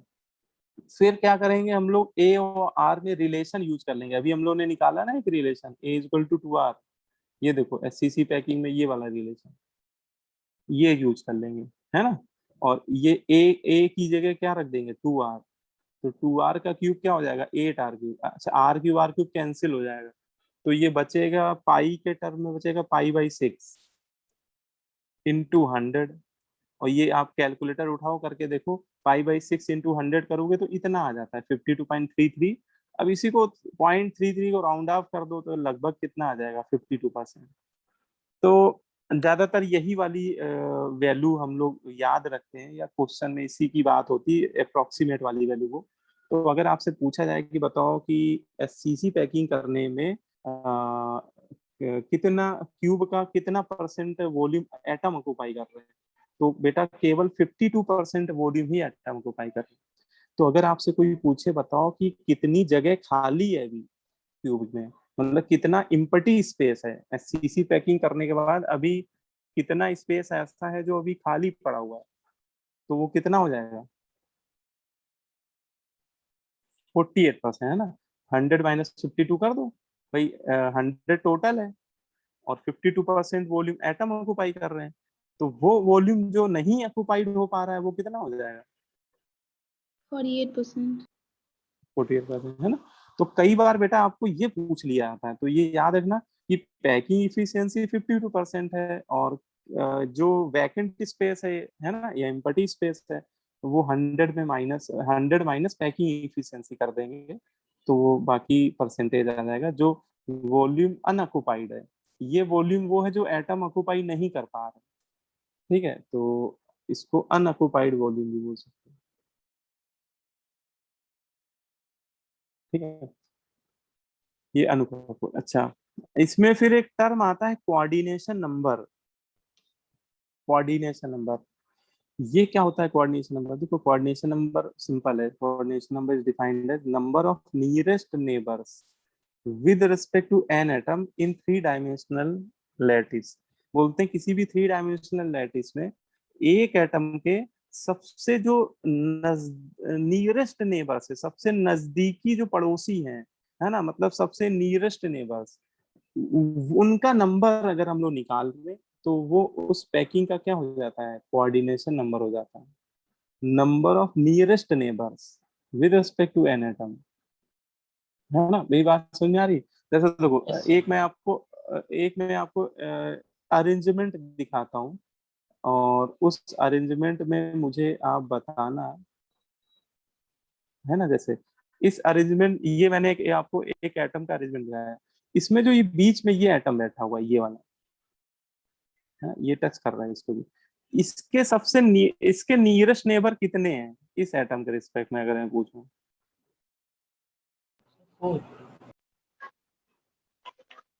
8 है ना, 4 है। एक 2, ये अभी ये 2D में है अभी, मान के चलिए इसके ऊपर कोई लेयर नहीं है ना, इसके नीचे कोई लेयर है, तो ये एटम 1 2 3 4, चार ही एटम को तो ये टच कर रहा है ना। ये इसके क्या हो गए? नियरेस्ट नेबर हो गए। तो अगर मैं पूछूं कि इस सॉलिड का कोऑर्डिनेशन नंबर क्या होगा विद रिस्पेक्ट टू ये सेंटर एटम, तो मैं आंसर क्या दे दूंगा? 4 दे दूंगा। बोलो भाई। यस नहीं आई? अच्छा, अब ये बताओ, अब इस डायग्राम में बताओ ये एटम के रिस्पेक्ट में कोऑर्डिनेशन नंबर कितना होगा? 6। बिल्कुल सही है ना, क्योंकि जो सेंटर में एटम बैठा हुआ वो 6 एटम को टच कर रहा है, 1 2 3 4 5 6, ठीक है। तो बस यही है कोऑर्डिनेशन नंबर कि एक अच्छा, ये मैं 2D में बता रहा हूँ। अच्छा, अब इसी में मैं बोलूं कि ये 2D नहीं 3D है, इसी डायग्राम में बोलूं ये 2D नहीं 3D, 3D में समझ लो कि ऐसा ही एक लेयर इसके ऊपर बैठा दो, कि हर एक एटम के ऊपर एक एक एटम और बैठा दो, सभी एटम के ऊपर एक एक एटम, और ये जो लेयर है इसके नीचे भी एक लेयर है, ऐसे n number of layer arrange है। तो अब बताओ ये ये इसके रिस्पेक्ट में क्या होगा कोऑर्डिनेशन में, बीच वाले के रिस्पेक्ट? अब आंसर 8 हो जाएगा, गुड। क्योंकि इसके ये जो बीच वाला एटम है इसके एक ऊपर एटम आ जाएगा, ऊपर वाली लेयर में वैसे उतने ही एटम होंगे, लेकिन ये वाला टच तो इसी को करेगा ना, बाकी थोड़ी नहीं करेगा, और एक इसके जस्ट नीचे आ जाएगा। तो 6 तो अपनी लेयर के हो गए, बाकी 2 ऊपर वाली नीचे वाली लेयर से 2 एटम मिल गए, तो 8 हो जाएगा, मतलब अब वो कोऑर्डिनेशन नंबर 8 आएगा। तो ऐसे ही आपको 3D में बताना होता है। अब देखो, जैसे हम लोग यहाँ बात कर रहे हैं सिंपल क्यूबिक पैकिंग की। तो बोलते हैं कि सिंपल क्यूबिक पैकिंग में जो कोऑर्डिनेशन नंबर होता है वो, जैसे मैं ये कॉर्नर वाला एटम इसके रिस्पेक्ट में निकाल रहा हूँ, जिसका मैंने कलर क्या कर रखा है, ब्लू कर रखा है, ठीक है। अब ये वाला एटम आपसे पूछूं कि भैया ये कितने एटम को टच कर रहा है, तो आप कहोगे सर हमें तो नहीं लग रहा है किसी को टच कर रहा है, तो आपने सारे दूर दूर बना रखे हैं। तो देखो ये डायग्राम मैंने बताया कि इस डायग्राम में आपको ध्यान रखना है कि जो भी एटम ए डिस्टेंस पे वो टच कर रहे हैं, है ना। ये इस एससीसी पैकिंग में ये डायग्राम सिंपल होता है बनाने में, इसलिए ऐसा बनाते हैं। लेकिन अभी हम लोगों ने पढ़ा ए इज इक्वल टू 2r, और 2r जो होती है, अगर r प्लस आर, 2r मतलब r प्लस आर मतलब दो एटम के सेंटर के बीच की डिस्टेंस होती है। तो ये अगर 2r डिस्टेंस बोले तो ये नियरेस्ट नेबरिंग डिस्टेंस होती है। 2r जो होती है ना वो नियरेस्ट नेबर की डिस्टेंस होती है। तो ये एटम से ए डिस्टेंस पे कितने एटम है देखो। तो इस ये मैंने मान ली एक्स एक्सिस, मान लो कि ये एक्स एक्सिस है, तो दो एटम तो एक इधर होगा लेफ्ट, एक इधर राइट, एक ए डिस्टेंस पे इधर होगा, एक इधर होगा, दो हो गए। अच्छा, अब इसमें वाई एक्सिस के लॉन्ग दो एटम मिल जाएंगे, है ना। एक ऊपर ए डिस्टेंस पे होगा, एक नीचे। अच्छा बेटा, अकेला यही है क्यूब थोड़ी ना है, ये क्यूब चारों तरफ से क्यूब से घिरा हुआ है ना। ये हम लोग पूरे जो ये निकालते हैं ना कोऑर्डिनेशन नंबर, ये पूरे लैटिस में निकालते हैं, केवल अकेले एक क्यूब में थोड़ी ना निकालते हैं, है ना।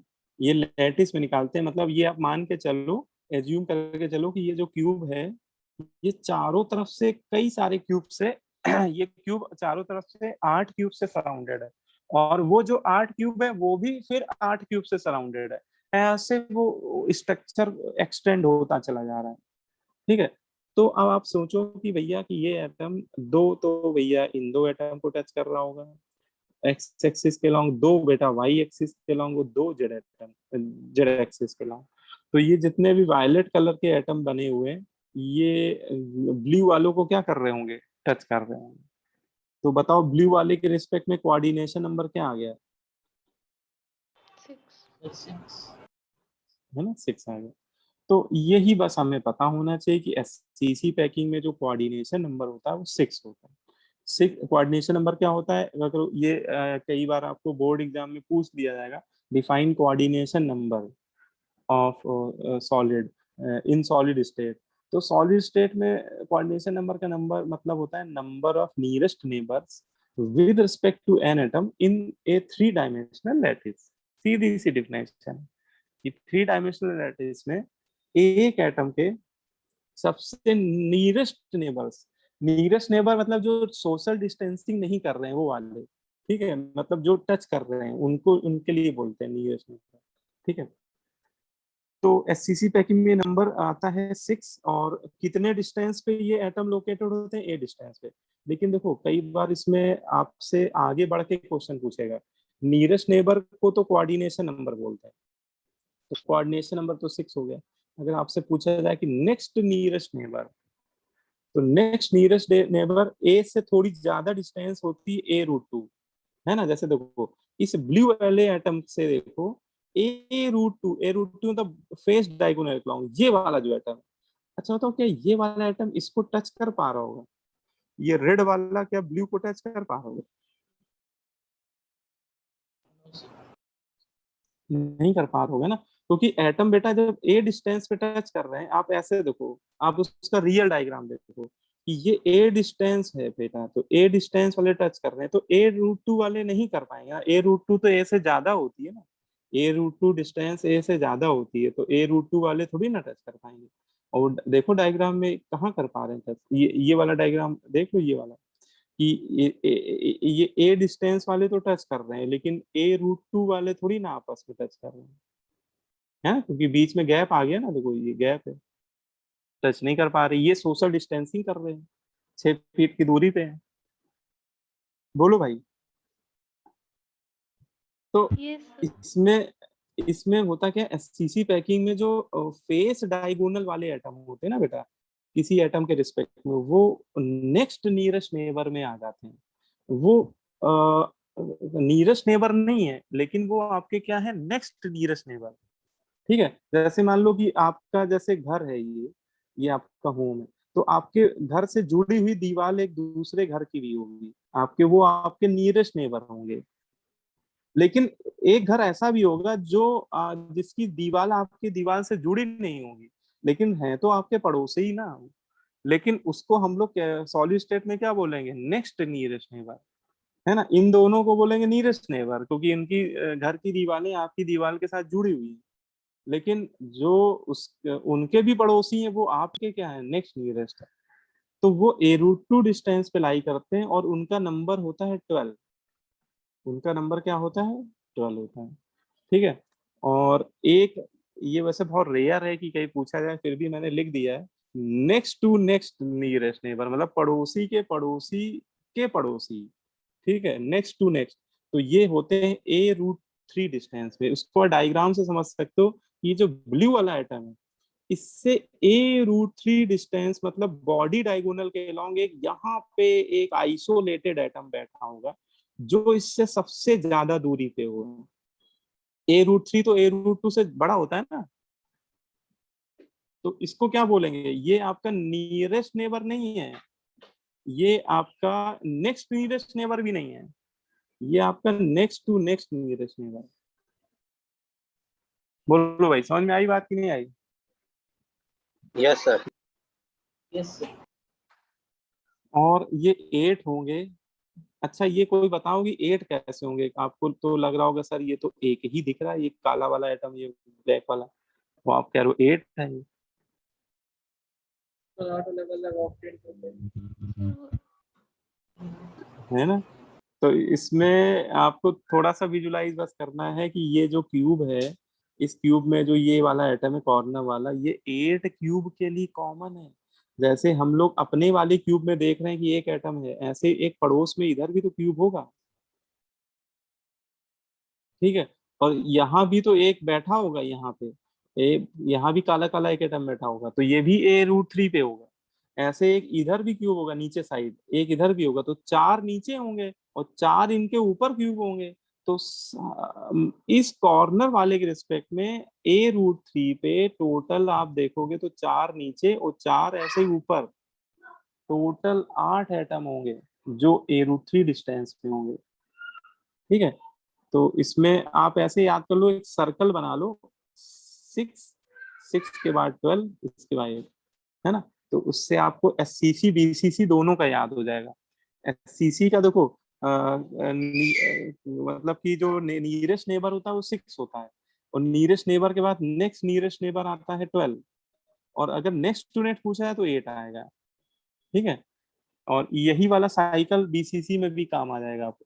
तो ऐसे याद कर लो कि डायरेक्ट आप मतलब अगर मान लो ये डायग्राम नहीं याद रहा आपको, तो आप डायरेक्ट बता देना कि कोऑर्डिनेशन नंबर 6 है, नियरेस्ट नेबर 6 है, 6 के बाद 12 आएगा, डबल हो जाएगा जस्ट, फिर 12 के बाद 8 आता है। ठीक है, चलो अच्छा, अब एक ये बस लास्ट है पॉइंट, सॉलिड की डेंसिटी कैसे निकालते हैं बेटा।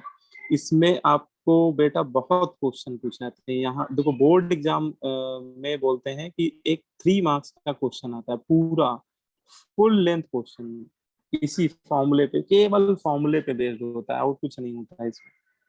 ठीक है, बोर्ड में 3 नंबर का क्वेश्चन आता है, बाकी कंपटीशन में तो आते ही हैं, उसमें तो 4 नंबर का ही आता है, कोई भी क्वेश्चन आएगा। तो ये इंपॉर्टेंट है, तो उसको समझ लीजिए। देखो इसमें डेंसिटी का फॉर्मूला है जमाना A क्यूब, डेंसिटी का ये फॉर्मूला है, इसको याद करने का तरीका बता रहा हूँ, क्या याद रखना है, जमाना A क्यूब। जमाना है दीवाना SID सर का, तो ये आपको याद रखना है, जमाना A क्यूब। तो जमाना में देखो जमाना, इसको मिला के पढ़ो, जमाना, इस तीनों को मिला दो, क्या हो गया, जमाना और A क्यूब।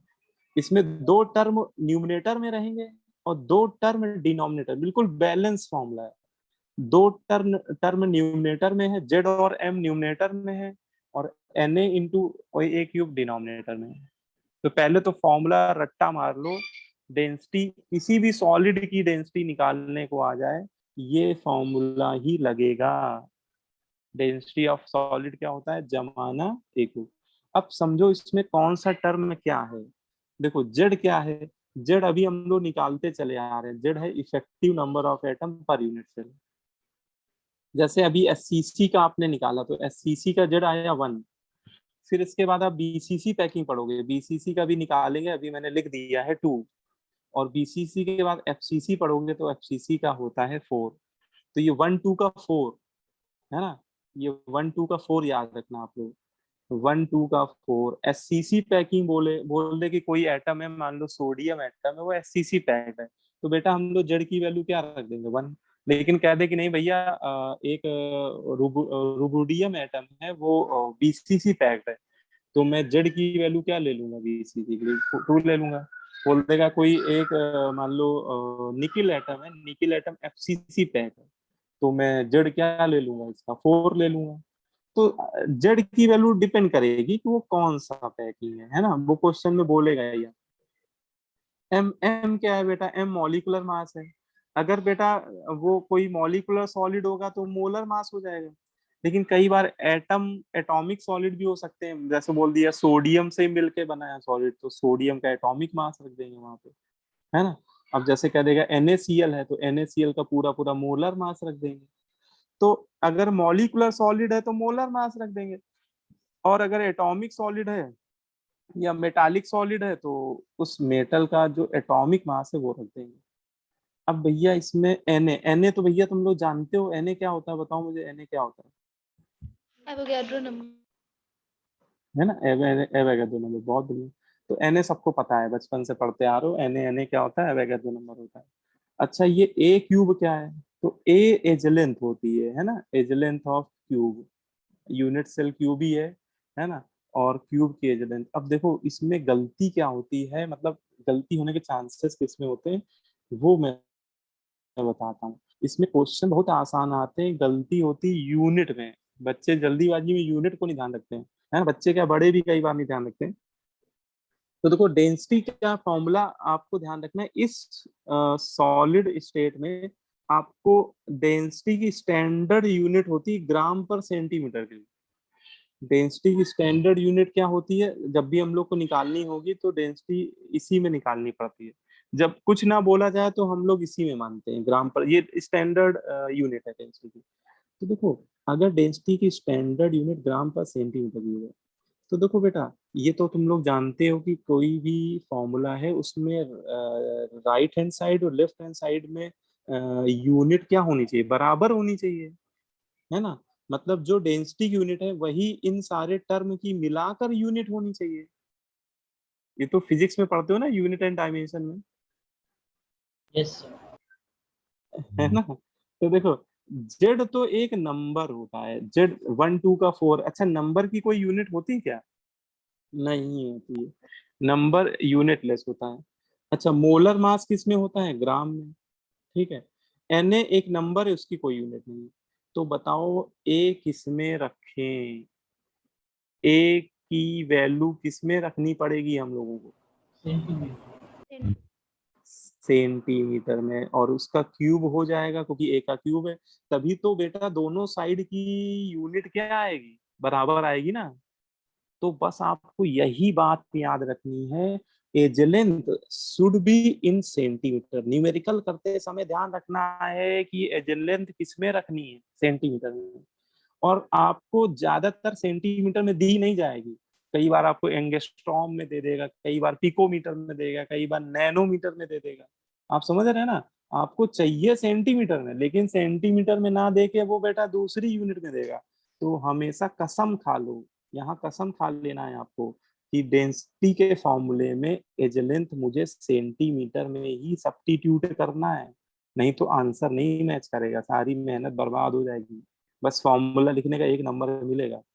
तो देखो तो ये लिख लो, ये लिखा हुआ है वैसे तो, it should be in centimetre, है ना। सेंटीमीटर में रखना है। और आपको, आप जब इसमें क्वेश्चन करिएगा अपने स्कूल बुक से कर लीजिएगा, क्वेश्चन इसमें आपको खूब से मिल जाएंगे डेंसिटी वाले, है ना, या अभी मैं सीट में भी बता दूंगा कई सारे क्वेश्चन है उसमें। एज लेंथ आपको सेंटीमीटर में दी नहीं जाएगी बेटा कभी, एंगस्ट्रॉम में, पिकोमीटर में, तो उसको कन्वर्ट करके रखिएगा। बाकी सिंपल कैलकुलेशन होती है, जैसे ही वैल्यू रखोगे आंसर आपको मिल जाएगा। ठीक है, तो बस ये एक फॉर्मूला आपको याद रखना है डेंसिटी का। ठीक है, इसके बाद बीसीसी पैकिंग है, लेकिन अभी वो नेक्स्ट क्लास में पढ़ाऊंगा, अभी आज टाइम भी हो गया है, तो इतना आप रखो। हाँ, सीट में मैं होमवर्क बता देता हूँ। आप लोगों ने सीट इसकी कर ली, अपलोड कर ली रेजो सर से, सॉलिड स्टेट की? सर इसका हार्ड कॉपी मिला है। अच्छा, सर शीट ओके ओके, मैं ठीक ठीक ठीक, मैं भूल गया था। आप लोगों को हार्ड कॉपी मिल गई है ना? ठीक ठीक, बहुत बढ़िया। तो सॉलिड स्टेट की है, उसमें चेक किया सॉलिड स्टेट है उसमें कि नहीं है? यस सर है। है, अच्छा अच्छा। तो आपको चलो होमवर्क उसमें चाहो तो सीट में टिक मार लो। देखो एक्सरसाइज 1 खोलो, उसमें सेक्शन ए आप कर लेना, ठीक है। और अच्छा, सेक्शन बी में देखो क्या हेडिंग पड़ी हुई है, मुझे थोड़ा भूल गया हूँ, मैं याद नहीं आ रहा है। सेक्शन बी में हेडिंग क्या पड़ी हुई है? एससीसी बीसीसी दोनों है क्या उसमें?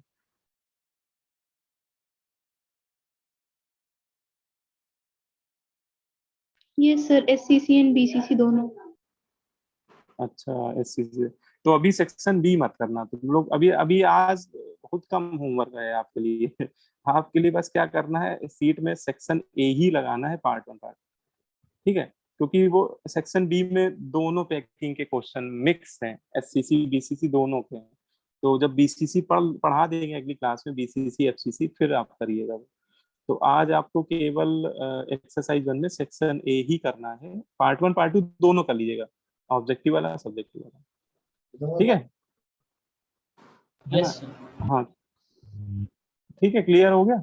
सेक्शन बी मत करिएगा, क्योंकि बीसीसी वाला फंसेगा तो फिर आप अभी बीसीसी पैकिंग पढ़ा नहीं है आपने, सेक्शन ए वाला कर लीजिए, ठीक है। अच्छा, आपको डीपीपी मिली है कोई, फिजिकल केमिस्ट्री की कोई डीपीपी मिली है? अगर यस डीपीपी मिल यस रही हो सर। तो अच्छा, तो मैं मुझे देखना पड़ेगा यार डीपीपी, हर साल थोड़ा थोड़ा चेंज भी कर देते हैं ना ये लोग। हाँ, कैसे कोई किसी के पास लेकिन हार्ड कॉपी है तो कैसे हम देखेंगे? चलो, अरे जो सर में देखना पड़ेगा किसी बच्चे से, हाँ, तभी मैं बता पाऊंगा कि कौन सी डीपीपी। जैसे आपका एक सॉल्यूशन इन कॉलिगेटिव प्रॉपर्टी हो गया है, तो उसकी मैं क्वेश्चन तुम लोग को दे देता, मतलब वो उस चैप्टर के क्वेश्चन जिस डीपीपी में होते वो मैं बता देता कि डीपीपी नंबर 4 5 जो भी नंबर है वो बता देता आपको। लेकिन अब वही बात है कि कोई बच्चा ऐसा कर सकता है कि जो डीपीपी आपको मिली है उसमें शुरुआत की जो 10 डीपीपी है उसकी पीडीएफ बना के मुझे भेज दे, सारी नहीं।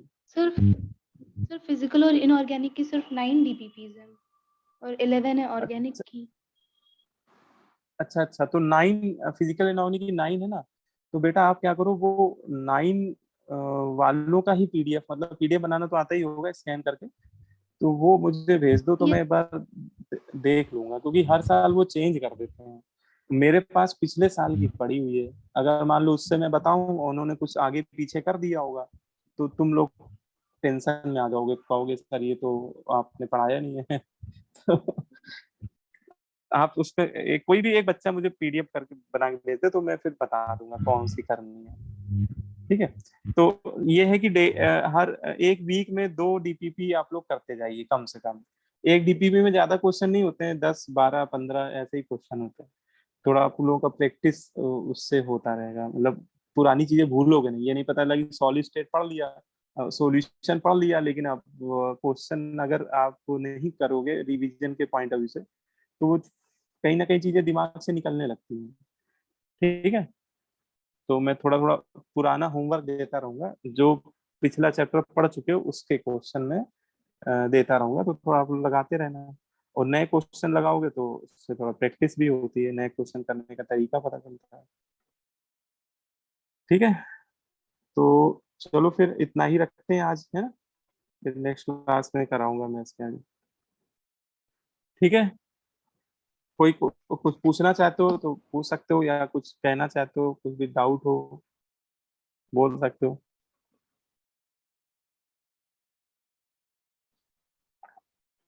है ना, तुम लोग बोलते बहुत कम हो यार, थोड़ा बोला करो यार।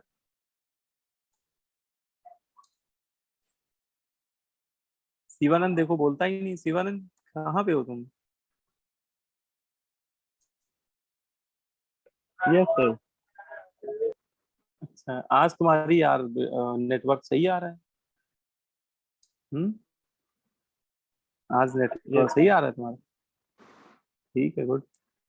चलो फिर, चलो फिर ठीक है, फिर मैं एंड करता हूँ। Thank you sir. आप Thank लोग you, sir. करिएगा, Have a good question day. करिएगा, ठीक।